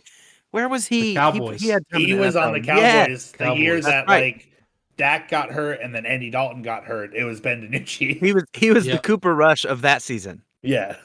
Yep. So there's a handful of guys like that floating around. That's cool. But I would say those two teams would probably be the ones that have the most like recognizable names. Yeah. So, now that's awesome. One of those two. If you're not a football fan like that, if you're like a casual fan, and you just want to pick a team based off of names, the XFL has some cool freaking team names. You got the DC Defenders. Yeah, that's a good name. Which is a dope name. The Seattle Sea Dragons, the St. Louis Battlehawks, the Vegas Vipers. I don't really like a couple of these Texas names. The Arlington Renegades, the Houston Roughnecks, the Orlando Guardians, but my personal favorite, the San Antonio Brahmas. San Antonio Brahma Bulls, coached by Hines Ward. Ooh. Yeah. Yep. Coach Hines. Okay. That's going to be a fun time. Coach Hines. Was that Mad TV? The Coach Hines. Oh, I don't know. No, I was just saying it. I have no idea. I like Hines Ward. I've always loved Hines Ward. So. It was I believe it was Keegan Michael Key, one half of Key and Peele, that was on Mad TV that did Coach Hines. There you go. Yeah, and one of the other coaches, I think it might be the Vegas coach, is Rod Woodson, which is another Yeah. Hall of Fame. But yeah. So that's awesome. Yeah, I think personally, if you're gonna choose to watch one or the other, I think the XFL is probably gonna be better. That's been anything with The Rock in it, sign me up. Right, and that's been my favorite of the 3 spring leagues over the last like 4 or 5 years now. The 7 games that we got of the XFL in 2020 was my favorite. I think it was the best football, and I'm excited for this iteration under The Rock. I think The Rock has done a lot of good things, and it's going to be easy to find. It's on ESPN So it's gonna be on ESPN and ABC. Nice. So yeah, that'd be my. If you're gonna watch one of them, that'd be the one I would say to watch. There we go. Hey, that would have been a really long elevator ride for that to be y'all's elevator pitch. We'll have to work on shortening that down a little bit. We would have had to be at the Empire State Building for that one, again, or a this is- broken elevator. We do. This have is a more whole... like we're taking a bus ride, like, and you get sat next to like the nerdy kid who has like his DS out, and it's like, these are all my Pokemon. No, with shot. light. I love Pokemon too. No shot at those guys. Yeah. We do have a whole podcast episode coming out, probably right around the same time as this episode, previewing the XFL. It's not going to be super long. We'll do our enter into that. Check it out. It'll be the same feed. It'll just show up as a new booth review episode. It'll just be the USFL XFL edition. So after this one, it'll just roll on in. Yep, just roll right on in. But I believe the next time viewers and listeners will be able to hear your beautiful voice, Blake, will be on the Armchair Banter draft episode. Is that correct? Yes, we will be doing again. We will be on the draft stream when Armchair Banter does that. So if you're in the Discord, make sure you look out for that. We'll put a link on Facebook too. So yeah, we will do. They bring us in. They do a whole draft show, and so they'll bring us in to kind of talk about some of the picks that happen. I'm not really sure where we will show up in the draft, but at some point we will be hopping in and giving our expertoire. I'm pretty sure that's the French word. Definitely is not. So we will be doing that. So keep an eye out for that. But yeah, I will listen to the XFL podcast. Hey, especially if you guys can keep it PG so that my kids can listen to it in the car. You guys just make sure you keep it there, and we'll and then I don't have to worry about it for my kids. And when have I ever not been PG? Well, most of the time, Pete. Man. No, I'll do my best. I'll do my best. Well, as always, Pete, thanks for coming on. Yes. Obviously, you're not going anywhere because we're just going to roll into the XFL podcast after this. Yeah, man. So if you're watching on YouTube, stick around and hear a little bit about the XFL. But Blake, it's been a pleasure doing year 2 with you, man. I'm here for year 3. Books. Season 3 coming in 7 months. Beyond actually less than 7 months because we got to do some previews. So 6 months ish. Be back for that if you're not going to tune into the Spring League podcast. But as always, we appreciate your support. We appreciate your love. We appreciate you listening, however you are doing so. Go follow us on our socials to keep up with us during the off season. As we get into free agency, as we get into the draft, it's going to get popping off a little bit. So come hop into the Discord where we'll be talking a lot about that. But as always, I believe that's that. Hey-o. It's a season wrapped, man. Good job, boys. Good season. We did it. 2 years now. I did it. I'm the best. 2 years. No, you were there for the first episode and the last one. You're one of the driving forces of the Discord. It's a good. That's true. What would you guys talk about if I wasn't there to say dumb things? Oh man, we would just agree about too much. That is true. Hey, but Pete, if you weren't paying attention on YouTube, I did throw you under the bus for your Raiders takes from the first episode. So that's fair. Yeah, you guys deserve that. Way too high. Both of you had them making the playoffs and plus. To be fair, and I thought I heard Devin say this too, but like the talent was there. I just thought that the talent was going to ignore Josh McDaniels. No, I tried to tell you that the talent was not there. The talent was not there on the defensive side of the ball. And that's what I said in the episode. I was like, offense, sure. Yeah, you got Devontae Adams, Hunter Renfrow. You guys were more on Darren Waller than I was. But then I was like, Renfrow and Waller were both hurt a lot this year too. Yeah, but. That's true. Yep. All right. Well, I'll let you guys get to XFL, and I will listen to it. I'm about it. I'm gonna hold you to that. Yeah, especially because after listening to our podcast again while the kids were in the car, because they're pretty much fine with it, and so I'm like, yes, I can listen to podcasts. There you go. All right. See you guys. All right, man. It was fun. Later. Take it easy.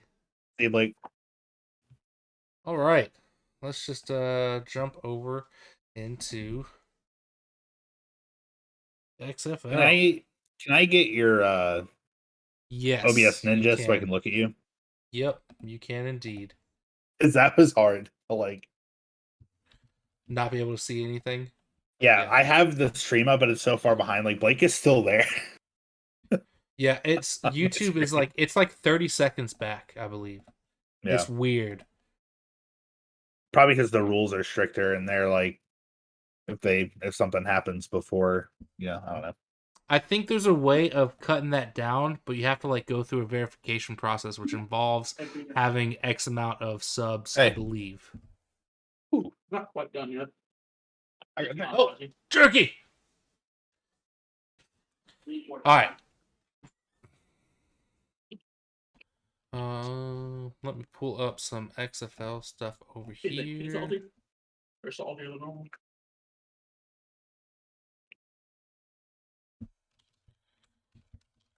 it took a minute for the flavor to kick in, but Yeah, it's weird. if it is salty, it's too salty. It's like a pinch, but Just the hair. I like salty, so But you can taste the other one.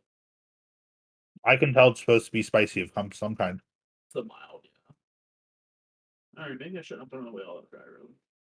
Whatever. Alright. We'll keep working on that. Man, it's crazy. I'm gonna go let Luna in real quick, and then we'll jump into it. Okay. Be right back.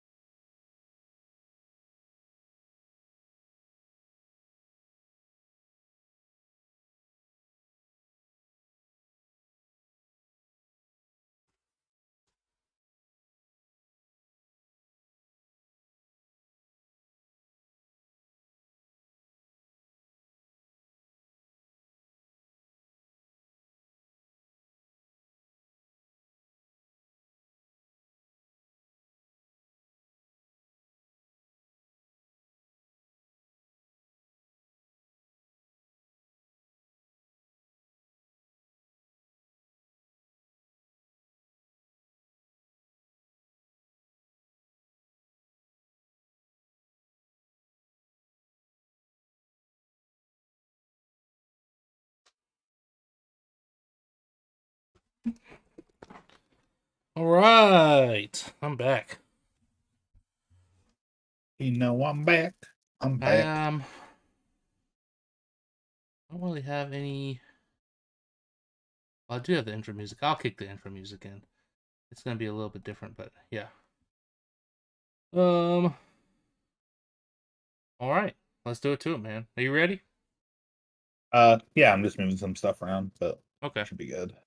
as ready as you're gonna be. Yeah. All right. Let's do it to it.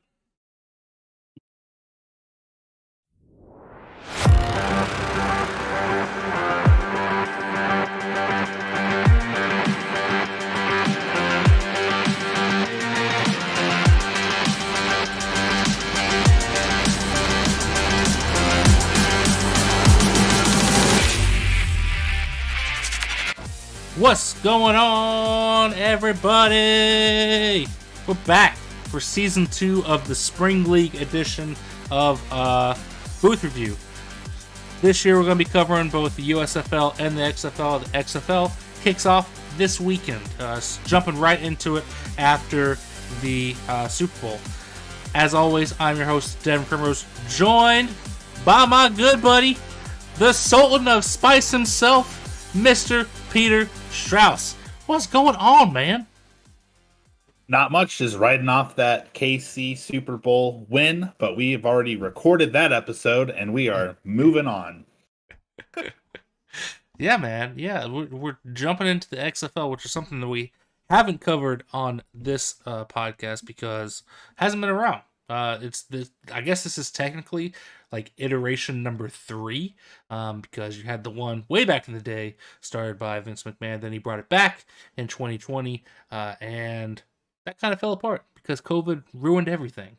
But I said it in the last episode of the NFL version of Booth Review that this has been my most favorite one to watch out of the AAF, out of the USFL, the XFL. The XFL was my favorite. I thought the play was the best. You had packed out stadiums, DC packed out stadiums for the Defenders, and I think it's gonna be fun, man. I'm here for it. Yeah, it is like NFL season's over. Oh, but we still get football. So that's nice. His USFL last year, there was a couple months, like it started right before or right after the draft.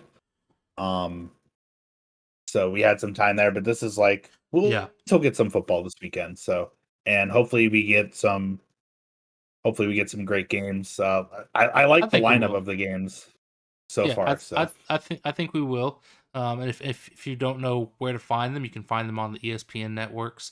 They will be on ESPN, ESPN Plus. I think they're on ESPN Plus, ABC, and FX. I believe will be another provider, which is kind of weird. But yeah, ESPN, ABC, and FX. Those will be your channels to look for. But yeah, we've got a couple of different rules in the XFL versus the NFL. For those that do not know, there's some fun ones. Which one's your favorite one, Pete? I am most interested in the kickoff change, mainly because it's the most different from the NFL as well as the USFL. And it seems like the most, quote, extreme rule change that we're going to get, where the kickoff, the kicking team, and the return team are only 5 yards apart, and the kicking team is kicking from the opponent's 35-yard line. So you definitely get some options of like you can just kick a low fastball and hope it hits somebody, and it might cause some more turnovers. It's definitely going to cause them, I think, to play kickoffs more. Yeah, which is cool because returns are always cool. There's just a big return, not to go back to the Super Bowl, but I literally stood up and high-fived my wife on that Kadarius Toney return. So returns are fun. Returns are fun, and we should get to see more of them. So I agree. I that's one thing I've hated about what the NFL has done over the last, I guess, decade now, to where they've really just tried to phase out kickoffs to where they're just ultra safe. You don't see a ton of returns. Every now and again you'll see one, but there's not like, it's not as electric of a play as it has been in the past. And the XFL said, "Hey, we're bringing that back. Bring back the electricity." So I'm here for that. I think my favorite is the point afters. There's no longer kicking, and when it comes to point after attempts, you get three options. You can either go for a 1-point conversion, a 2-point conversion, or a 3-point conversion. And I think that makes it interesting, man. Like I think that the ability to be down by 9 points and still technically be a 1-possession game, I think is that kind of changes the like the feel of the game. And then also on the flip side, if you want to be ultra aggressive, you could go up 27 points on 3 possessions, instead of traditionally 28 on 4 possessions. So I think that it adds a nice little other layer to the game that I'm excited to watch. Yeah, and I do think makes you earn the extra points a little more, and if you have to run a play anyway, that might entice people to at least go for 2 more. If it's like, okay, we got this play, it can definitely work from the 1-yard line. It'll probably work from the 5-yard line. Right. So it can cause some more aggressiveness that way too, because not everybody can QB sneak like Jalen Hurts. Not everybody can squat 600 pounds. So get a little creative and tricky in the end zone. I know this is not NFL podcast, but like it's got to be crazy to be a defensive player for the Kansas City Chiefs and knowing what is going to happen on when they're within a yard or a yard and a half. They did it like what 4 or 5 times in that game at least. Yeah. So like you knew what they were going to do and you couldn't stop it. And that's got to be crazy to be a defensive player, line up and be like, we know what's coming. We know what's going to happen here. Like, but we can't stop it. There's nothing we can do. There was one of them, Chris Jones, jumped over Yeah. the offensive line and got And to still Jalen Hurts. And didn't Jalen stop Hurts him. just carried him into the end zone. It was like, what else can you do? Not Yeah. to stay on that game too long, but it's that Yeah. play, like, if they can It's keep that crazy. play going there, it's unstoppable. Yeah, it's crazy. It's crazy. Well, for those that watched the XFL 3 years ago when it was back in iteration 2.0, I'm going to call this iteration 3.0. Most of the teams are returning. In the XFL North Division, you've got the DC Defenders, which I loved 3 years ago. You have the Seattle Sea Dragons, the St. Louis Battlehawks, and weirdly, the Vegas Vipers in the XFL North. Vegas is kind of a new team. They were the Tampa Bay Vipers 3 years ago. They just happened to relocate to Vegas.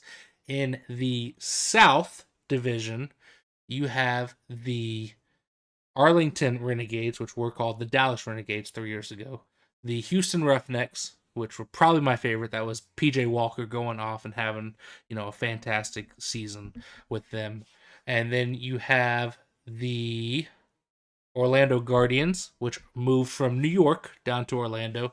And new team on the block is the San Antonio Brahmas, which I think is an awesome name. And I'm ecstatic that San Antonio is getting a football team because 4 years ago at this point, when the AAF came around, they had a San Antonio team.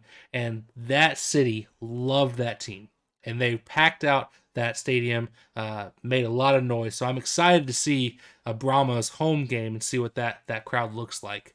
But yeah, I'm excited, man. You want to just run through these real quick and just kind of look at some of the more recognizable names on the teams? Yeah, sure, absolutely. What I find interesting is how many USFL guys seem to have kind of abandoned ship and There's come a over here. handful, There's yeah. a lot, especially quarterbacks. I feel like half of the starters, or at least like people who There's a started lot. a game, have come over. One of the names that came over initially was Brian Scott, who was the Philadelphia Stars starter before he got that leg injury, where Case Cookus came over and took over for him. He initially also came over to the XFL, but he got released a week ago, I believe, maybe even 2 weeks ago. So I'm hoping he's back in the USFL because that kid's too talented not to be in one of these leagues. Yeah, that is. I'm wondering what team did he sign on in the XFL? I don't remember. I don't remember. Because I'm looking at the names and I'm like, I can't imagine any of these guys. Like Case Cookus was already one of the most talented people in the USFL, and half these quarterbacks were there. So it's like, yeah, which of these guys did they think was more talented than him? Because yeah, well, unless it was Ben DiNucci or AJ McCarron, like the guys with actual NFL experience. But yeah, well, let's just start with the Arlington Renegades. I think the two most recognizable names for people that have listened to our podcast before would probably be quarterback Kyle Sloter and tight end Sal Cannella. Both of those guys were together with the New Orleans Breakers in the USFL, and they both come over and they're on the same team with the Arlington Renegades. Not a ton of recognizable names outside of those guys, I don't think. Not that I can see, anyways. yeah, I was looking through a lot of the rosters. My history, and especially on the defensive side of the ball, isn't as extensive as I feel like yours or Blake's. Defense is hard. Yeah, but yeah, Kyle Sloter immediately. If you guys watched last year, the New Orleans Breakers are my USFL team. Although the Memphis Steamrollers is that what they're called? I can't remember at this point. Showboats is a great name. And I don't want to be like that guy that like bandwagons year to year to different teams. So I'm trying not to stray away from my Breakers. But if there's it's like that meme where it's like the who you're with versus like who they tell you not to be afraid of, and that's just Showboats right there. Yeah, I'm with you, man. But Kyle Sloter had a great year with the Breakers. He had a lot of he was kind of like the Jameis Winston, I feel like, of the USFL where he had a lot of yards, but also a lot of turnovers. But Yeah, I mean, the velocity he could put on some of those balls that he threw were unbelievably fast. And he looked good though, man. I feel good about him with this Renegades team. The head coach for the Renegades is Bob Stoops, which he was the head coach 3 years ago in XFL 2.0, and most people recognize him as for his time at Oklahoma in college football.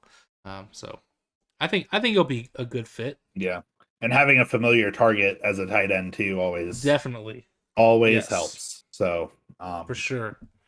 I think he'll have Or fun there. The XFL maybe will fit how fast he throws the ball. That might be a fun time with that. If you for can, sure. Kyle Sloter, I feel like you got to take advantage of a double pass with him to like how quickly he could get a ball on a screen pass. If you can get a receiver who can throw the ball, I don't know. Yeah, That's just me.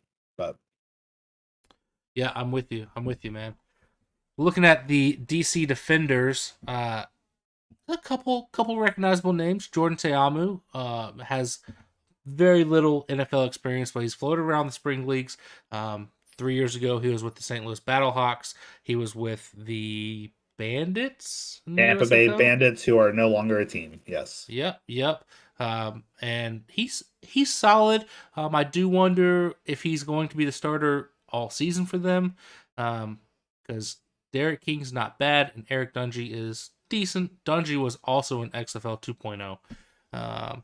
But outside of him, again, now not a ton of recognizable name. Reggie Northrup is a recognizable name at linebacker. He was in the USFL last year, I believe, with the Gamblers.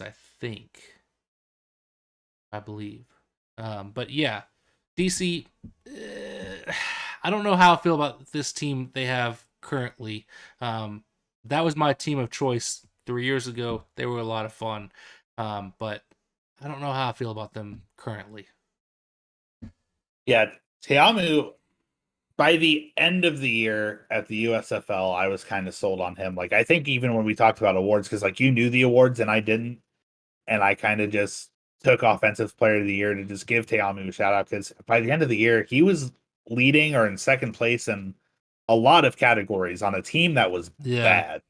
Like yeah, the Bandits were not a good football team, that's but true. by the end of the year, he kind of shined through it. And maybe if he has some more talent around him on this DC Defenders team and a crowd like you said, DC is irking for a fun team to watch because with the drama They they've love all had them. this year, Yeah, um, I think with a crowd behind him, he could maybe get back to his XFL 2.0 glory. yeah, yeah. Moving over to the Houston Roughnecks. Uh, this is a team that when XFL 2.0 ceased its operations, they were 5-0. They were undefeated. They were the big man on campus in that league. And I don't know if it's going to continue over into 3.0. They've changed coaches. Wade Phillips is the head coach for them now, formerly head coach of the Dallas Cowboys. Was he head coach? Yeah, he was head coach there briefly, I believe. Yeah. And then as far as big names playing for them, again, not a ton. The most recognizable name would be Brandon Silvers. He's floated around the spring leagues. I want to say he was in the USFL, but I don't remember who he played for. It's not a ton of recognizable talent jumping off the page for this team. Yeah, the only I just looked at their quarterback because he has a fun name, Caleb Ellaby. It's just like Yeah. Ella. Um, but no, it doesn't even. I don't think he even started all of his years in college. I think he was at Western Michigan, and I think he was at Notre Dame for a year. Yeah. Um, which that year, I mean, he was okay. 3,277 passing yards, 23 touchdowns, 6 picks. Like for Notre Dame, who's normally for some reason in talks for college football playoffs, like that's not a bad season, but we'll see how Yeah. that transfers. See how that transfers into an actual professional league because I don't think he's played anywhere else yet. He was undrafted in 2022, and I don't think he was even signed at all, as far as I can see. So Yeah, makes sense. Makes sense. Well, let's go on down to Orlando. We got the Orlando Guardians. Um, Paxton Lynch, recognizable name. He played in the league some. He was in the USFL for the Panthers. And then DeAndre Francois is his backup, who was also in the previous version of the XFL, I believe. And he ain't half bad at quarterback. Some wide receiver names might recognize. Eli Rogers has played in spring leagues before. A name to watch: Andrew Jamil. He was in FCF, Fan Control Football. Well, maybe last year, but at least 2 years ago. He's really solid. To my credit, I pointed out that Kevontae Turpin was in the FCF, and Kevontae Turpin went off and won the USFL MVP, and then went and played with the Dallas Cowboys this season. So I don't want to my own horn, but maybe Andrew Jamil will have a good year if I say he will. We'll see. Another recognizable name would be Matt Elam at safety. He was a safety for the Ravens for about 4 years and was pretty decent. Pretty decent, I'd say. Yeah, the only thing that worries me about this Orlando Guardians team is it kind of feels like the Michigan Panthers with the USFL, where it's like it's Paxton Lynch and another quarterback who's pretty good, and it's like, oh Yes. yeah, they're in the best situation to succeed, and then Yeah. they had 18 different quarterbacks by the end of the season. So Yeah, it's they're I don't know. They're not one of the teams that's high on my radar. I'll say that. yeah. But we'll see. Maybe this is Paxton Lynch's comeback year. So Yeah, because we all yeah. know last year was not. We will see. Going out to San Antonio for the Brahmas. Not much talent at all recognizable on this roster, but they're coached by Hines Ward, which is gonna be fun to watch, and it's a great mascot, great name. I have a good feeling about them. It's tough because we obviously know nothing going into the season, but I have a good feeling about them. The one big recognizable name that I see is Kellen Ballage. He played briefly in the NFL. He was drafted in the 4th round by the Dolphins in 2018. Played for a couple of teams. I think most NFL, at least fantasy players, would recognize his name.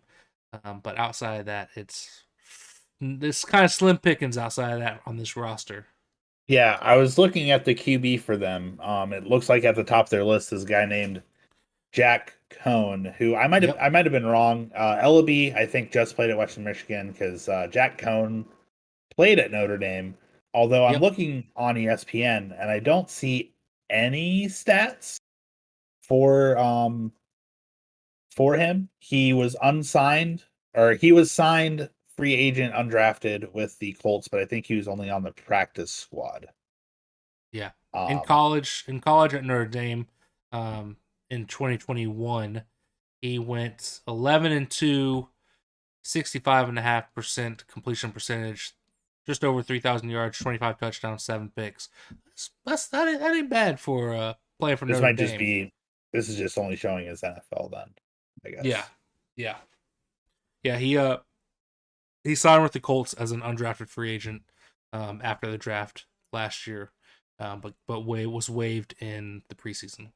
So he could definitely be a guy to watch. He could be fun. Probably has something to prove. Like he was on a team but never got a chance, despite the Colts starting every quarterback they had at one point in the season. And especially with a guy like Hines Ward, a coach, like we've seen, I feel like we've had 2 really good examples of like a way kind of a former player with limited coaching experience can go. Like Deion Sanders did a great job with, what was it, Jackson State that he was at last year, and now he's at Colorado. Yep.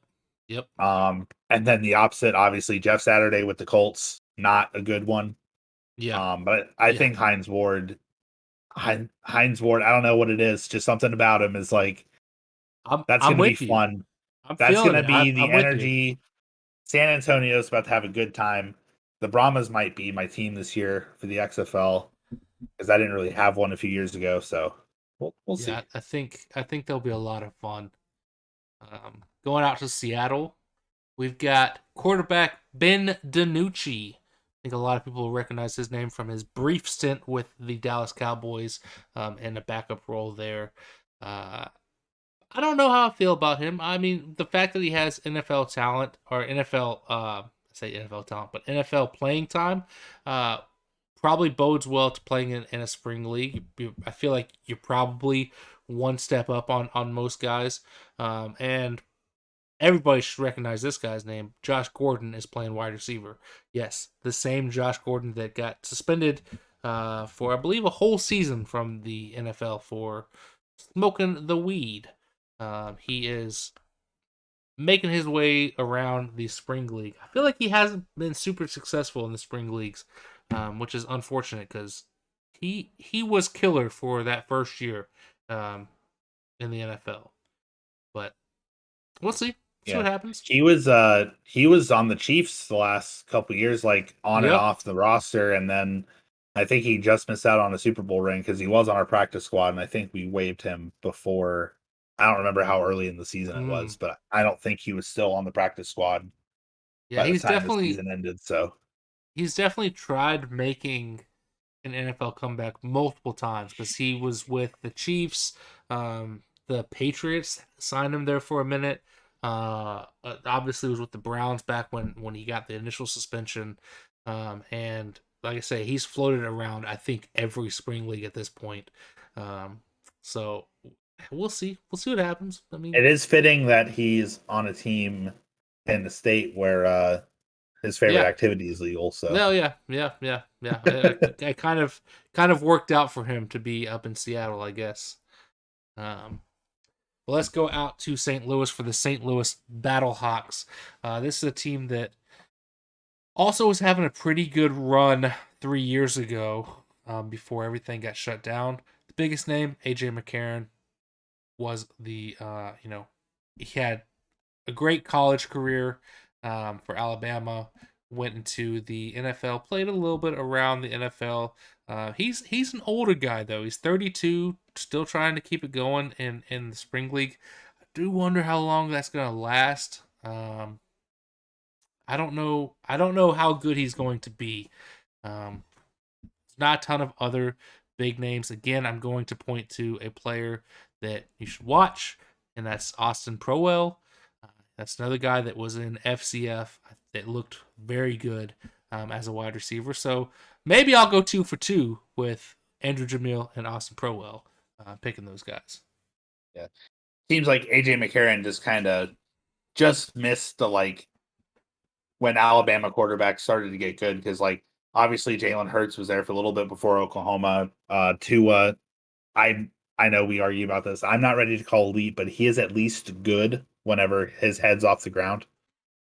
Yeah. Mac Jones is good. He had a really good rookie season, and I don't think everything that happened with the Patriots this season was his fault. I think that's more just they didn't have an offensive coordinator.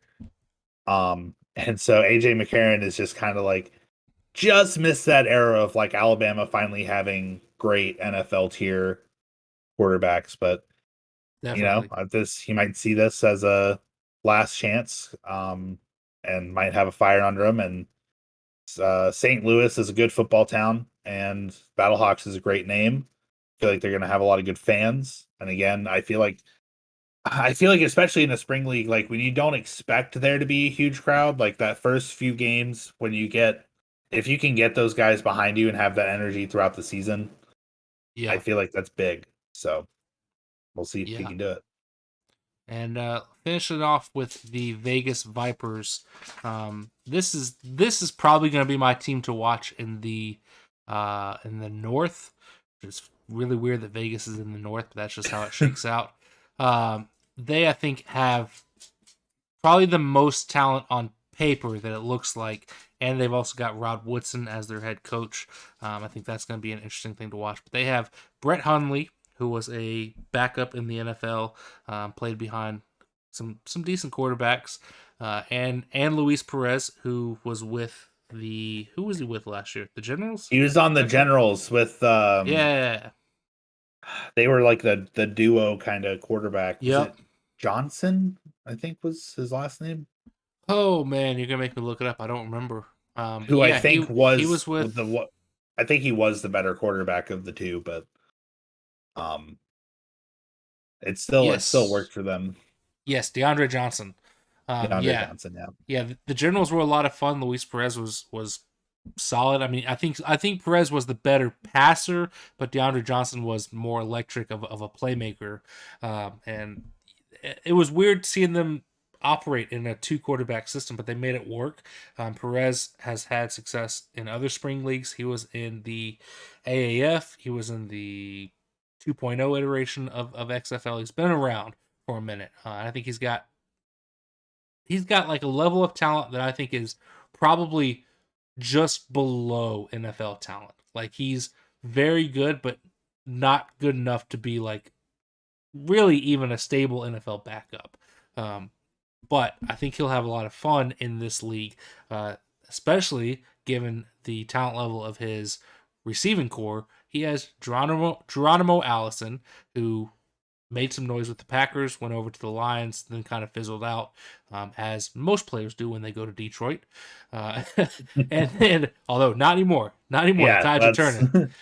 And then he's got Martavis Bryant, who was a Steelers wide receiver, and Jeff Badette, who was with the Dallas Renegades 3 years ago, and I think it will be pretty solid. And then on the defensive side, they have Vic Beasley. Vic Beasley was a solid linebacker for at least a year in Atlanta, and then he kind of fizzled out as well. But I feel like this is the team to watch in the North.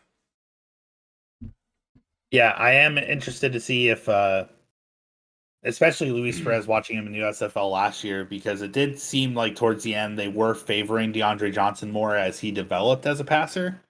And so I don't know if that's something that's still on Luis Perez's mind or if he's just going out, because it seemed like towards the end of the season, Luis Perez was just kind of brought out to like make them think some kind of big pass was going to happen. But he was just super accurate, at least in the short game. And if these receivers can get open and they can just find a way to drain the clock like the Generals did, like I feel like that's where Luis Perez kind of shines, is in that slow burn type of game.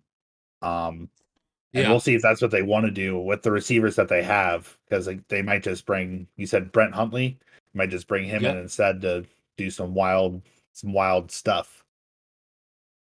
So. Yeah, it'll be interesting to watch for sure. But yeah, so based off of the limited amount of knowledge that we have, and obviously not seeing any of these teams play yet, who are you picking from the North? Who are you picking from the South to face each other in the championship? The South, I'm going to go with the Brahmas. This is a heart pick. Hines Ward is awesome. The San Antonio is a great city that I feel like loves, because they have hockey and basketball, right? That's really all. Do they even have hockey anymore? They don't have hockey. They have basketball, and I believe that is that's it. I feel like anything with the San Antonio, because my wife is from there, and she hasn't been back there in 10 or 15 years, but it's like, I don't know, something about people from San Antonio. It's like anything that's San Antonio, like that's theirs. Like, remember the Alamo, right? I mean, that's just Texas in general. And I don't know. I just think this team's the fans are gonna rally around. Hines Ward's gonna rally around. They have I feel like they're underestimated because they don't have a lot of flashy big names like some of the other teams do. Yeah. And I think they're gonna come out and kick some butt. That's what I think's gonna happen. So I think the Brahmas from the South, and I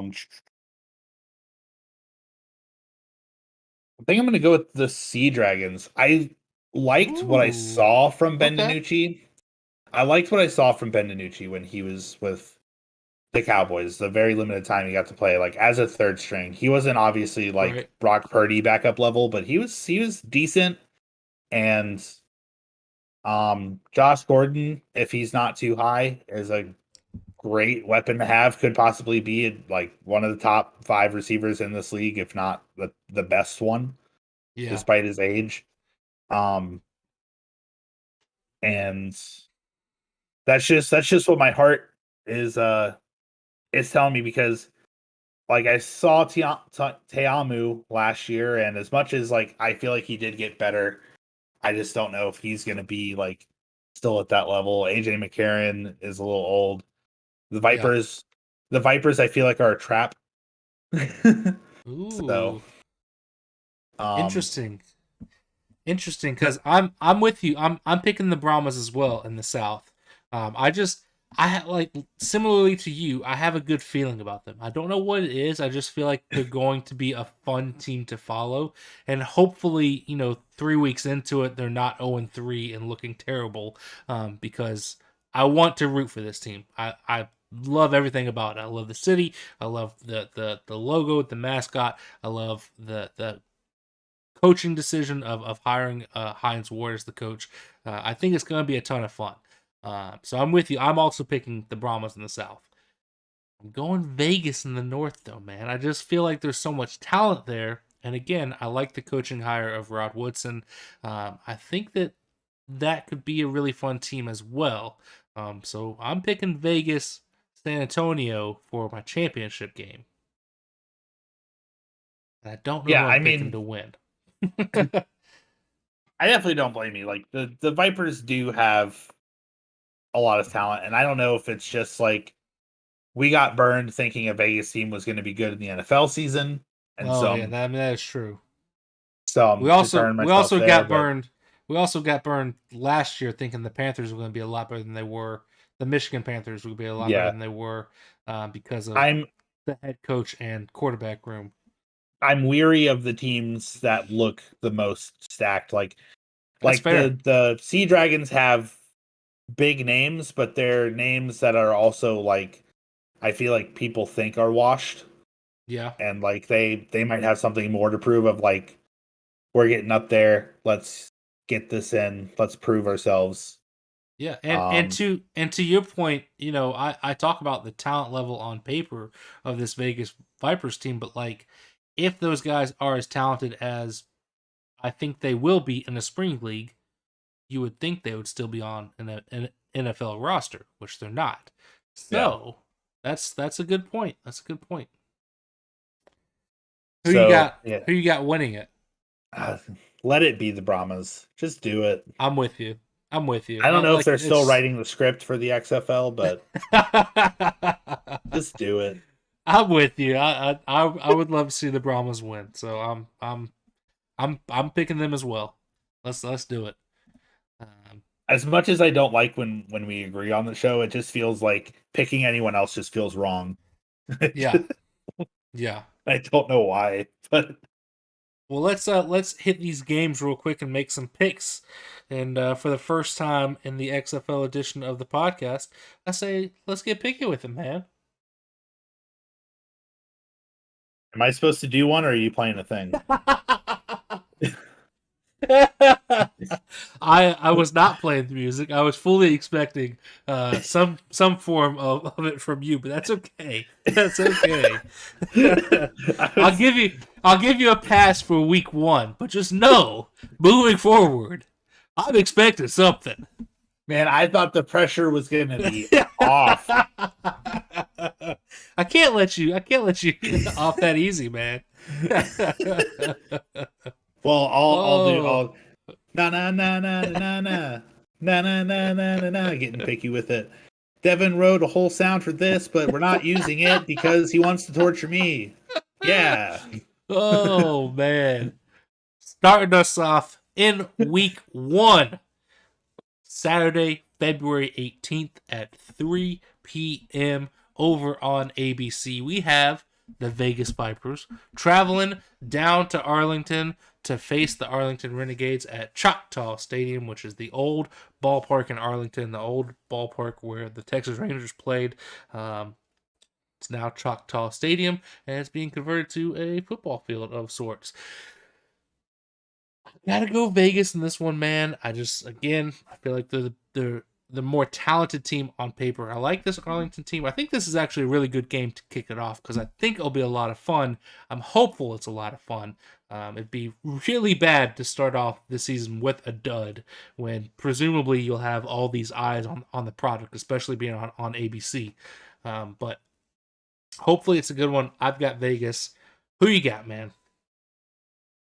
And a lot of the reason for this is because it is the first game. It is the kickoff game for the XFL, and there's a lot of football fans in the Dallas Arlington area, and I think they are going to fill that place up. They're going to make a lot of noise. And Kyle Sloter, he was better in the first half of last year than he was in the second half. And I think the Renegades are going to take that home field advantage and run with it. I don't think the Vipers are going to lose a lot of games, but I do think they're going to have a slow start, and I think the Renegades are going to take it. That's fair. It'll be fun watching Luis Perez, Kyle Sloter matchup again, man. I'm here for that. Yeah.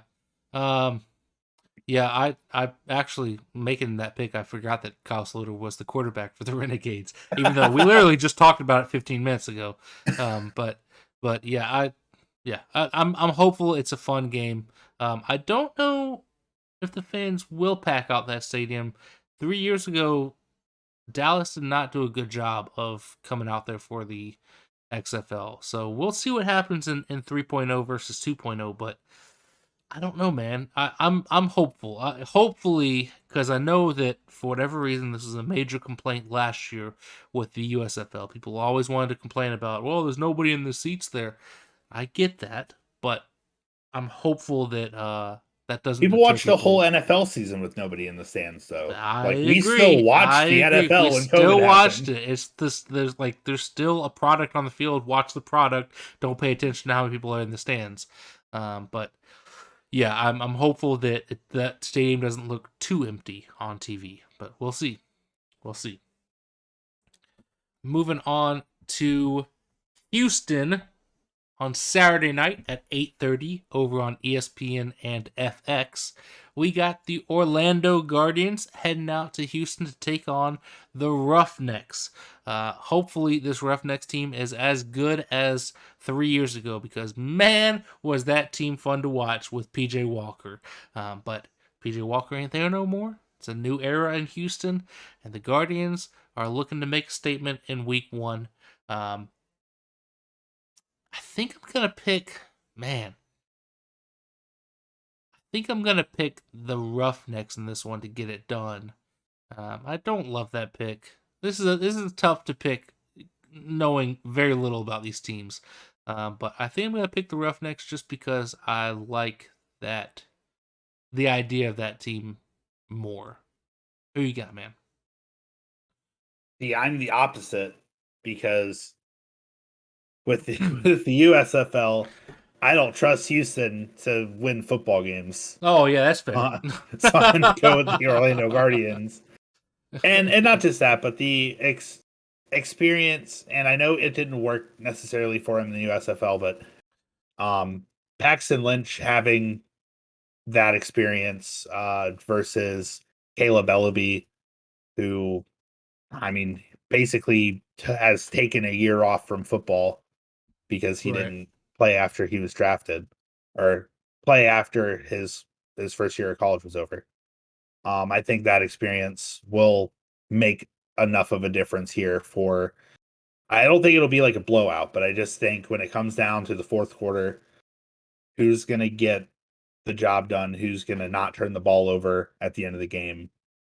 And I think Paxton Lynch has the experience to win that matchup. Yeah. I mean, we'll see. I really can't argue with your logic at all, because we know nothing. We know nothing. Zilch about this. Maybe I'm just disagreeing with you for fun, because you're saying your picks first. I have a feeling that we're going to be in agreement on this next one. On Sunday at 3 p.m. over on ABC, we have the St. Louis Battlehawks traveling down to the Alamo Dome in San Antonio to take on the San Antonio Brahmas. I think that this is going to be an easy one for both of us to pick. We both just picked them to make the championship game. I'm going with the Brahmas. Who do you got, man? Yeah, give me the Brahmas. Again, no good reason, but I think San Antonio are like, we have a sports team. Yeah, let's go. These are our guys. They got Hines Ward as their coach. I mean, I think that stadium's going to be fired up though too, because like I said, 4 years ago when the AAF rolled around, they had a team in San Antonio, the San Antonio Commanders. Now, it did help that the San Antonio Commanders were actually pretty decent. I went to one AAF game between the San Antonio Commanders and the Atlanta Legends, I think they were called. And the Commanders like blew out the Legends. It wasn't even close. It was like 44-3. It was ridiculous. So like I said, it helps when you actually have a decent team. But that stadium was rocking, man. They were there for some football. They loved it, and they were very supportive of that team. And it's been 4 years since then. I think that they want something to cheer for. So I think that they will be out there for the Brahmas, and I think it's going to be a fun environment. Yeah, I'm sad. I'm going to a concert in Columbia that night, so I won't be able to watch. But I'll definitely check out the highlights. What are you doing? It's the Wonder Years. I got to. Well, you ain't got to. You can always just wonder how good they are. Whoa. Let's finish off the weekend at 8 p.m. up in our nation's capital of DC. Over on ESPN, we have the Seattle Sea Dragons crossing across the United States to take on the DC Defenders. I don't know who I want to pick here. I might go. Do I go Seattle or do I stick with DC?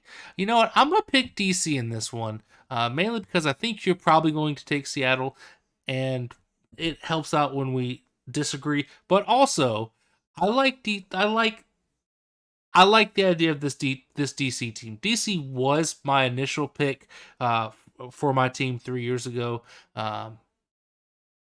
Me and our buddy Shane were looking at going to a DC game before everything shut down because that stadium looked like such a fun environment. They were selling out Audi Field in DC, which granted it's only like a 20,000 cap field, but 20,000 people for an XFL game is pretty dang good. Yeah. So I think that city wants to support the XFL and wants to show up for this team. And I think that, if you got fans rooting for you, you probably tend to play better. So I'm picking DC. Who you got, man? What's funny is I did write down the DC Defenders, but now since you picked them, no, let's ride the DiNucci train. It's a fun name to say. And they're a fun team. And I don't know. It's gonna feel like the afternoon to them because they're from the West Coast, so they'll be more well rested. Plus, again, legitimately, Jordan Tiamu is in my eyes. Again, I thought he proved himself at the end of the season last year, but new team, new system, I feel like is a bit more of a question mark without the NFL experience that Ben DiNucci and Josh Gordon have. So that's fair. I don't know if riding the Nooch bus is going to be the best bet for you, but if you want to go that route, DiNucci. if you want to take a seat on the Nooch bus, that's on you. You got the Heine train. I got the DiNucci bus. Oh man, the thing I want to see and I'm hopeful for this weekend is just good football. Like just put a good product out there that entertains people and gets them interested, because that's what you're going to need to be successful, is to have fans and build an audience. And I think the USFL did a good enough job of that in year one last year that you will have people like us, and not just because we have a podcast, but we genuinely like some of the players in the USFL, we'll be watching in year 2. I'm particularly interested to see Case Cookus in year 2 with the Stars, because he looked fantastic, and we'll get to that in like 2 months ish. But that's what the XFL needs is a good product on the field that's going to keep people invested, keep people interested, and keep them around week after week after week, and leading into hopefully a second season next year. But that's what I'm hopeful for, man. Is just put a good product on the field. Yeah, I mean, we'd be doing a podcast on it if we weren't interested in it. Like, so hopefully they Right. just give us a reason to keep wanting to do this with the spring leagues. USFL starting in April behind the XFL might be a problem for it, especially with how many people came over from the USFL agree. to the XFL. But we'll see. I'm still agree. interested. If DeAndre Johnson's still there, if Case Cookus is still there, if Brian Scott goes back, like, Yeah. there's definitely some fun players. There were some fun players to watch last year that could still be there. So Yeah, we'll see what I don't like the way that the USFL, like everything the XFL has done thus far, I thought was a great decision. And the fact that they're playing in home markets, the fact that they're probably going to have more fans in the stands because of that. The fact they partnered with ESPN, I believe, I don't want to say this for certain, but I believe every XFL game will be available on ESPN Plus. So if you have ESPN Plus and you don't have regular cable, will still be able to watch XFL. Don't hold me to that yet. We'll find out this weekend, but I'm fairly certain that's the way it is. The USFL doesn't have any of that. They're not playing in home markets necessarily. They're playing in hub cities, and their TV deal is with Fox and NBC, which is fine. NBC has Peacock, but that doesn't mean that all the games will be streaming on Peacock because they're splitting it with Fox. And I think that they're just making bad moves, and the way that they continue to try to market it. You look at some of the commercials that they played during the Super Bowl for the USFL; they all kind of were insulting to the XFL in the Oh yeah, sense no, that they were pretentious. They were like, "Come watch real football." Like, yes. you're playing this during the Super Bowl, man. Like, come on. knowing that the XFL is starting in 6 days, they were sitting there saying, "Oh no, just wait 2 months until real football comes back." And it's like, come on now, there's no reason to be picking a fight here. The best thing these two leagues could do is support each other, and instead of being in direct competition, say, hey, let's work together to build our audience together, because we're probably going to have the same audience. And so instead of fighting for one, let's embrace the other. And I've said that I think the best way these two leagues could survive is if they actually merge, and I do think that will eventually be what happens with them. Is I do think they will eventually merge to form a 16-team league, and very similarly to the NFL, have a, I don't even know if you want to call it the same leagues, but have an XFL conference, a USFL conference, and the two winners of those conferences will play each other in their version of the Super Bowl, their championship. Yeah. I think that would be the best thing that could happen with these two leagues, and I do think ultimately, if they are both to survive, that will be what happens. One either absorbs the other, or they simply merge and find a way to do it together. But I don't think trying to be competitive is the best option for them.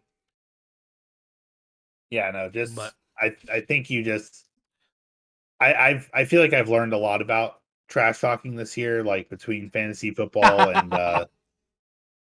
and then just like, because I used to be a big trash talker for the Chiefs too, and then just kind of seeing like how my fantasy football season went at the end of the year, I'm like, I respect the Jags. I can't really talk trash to the Bengals before the game because they've had our number, and I respect the Eagles. So I'm like, just celebrate the good things you have. Like, yeah, there's no reason to start all that. I love a good trash talk, but I like trash talking to you guys. I'm not going to trash talk like teams for no reason. Like, I'm going to trash talk the Packers because they're your team, and that's just fun to make you upset. So, well, they ain't my team no more. So, yeah, that ship has sailed. You're gonna start rooting for a team I like, you jerk. How could you? Oh man. Well, we will see what happens with the XFL this weekend. I'm hopeful for some good games. I think it'll be fun. But as always, we appreciate you tuning in and listening and supporting in whatever fashion that you choose to do so. If you're watching this on YouTube, go ahead and click that subscribe button, and you can be notified every single week when we go live. If you're listening to us in podcast form, hey, thanks for listening. Make sure you I guess follow us. I think you can do that with podcasts, can't you? You can like follow it to where you get the updates for a new episode.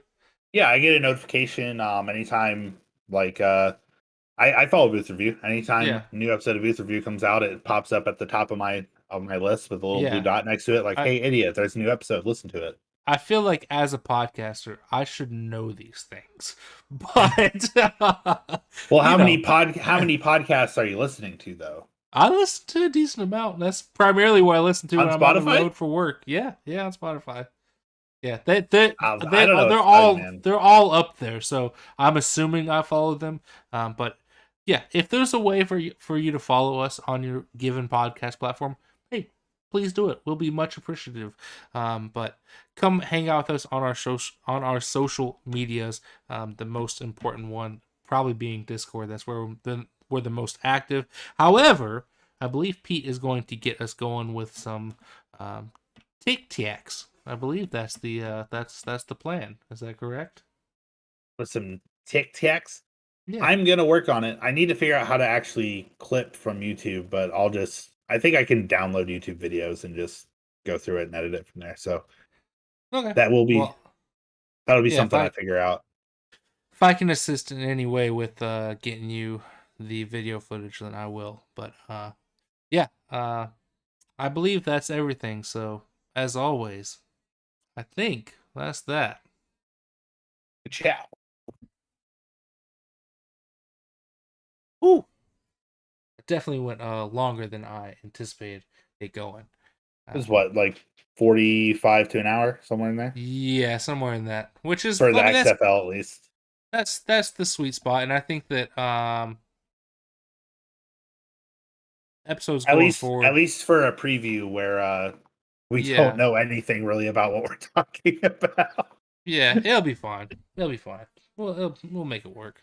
It'll be easier moving forward once we get in some game action. Watch some players.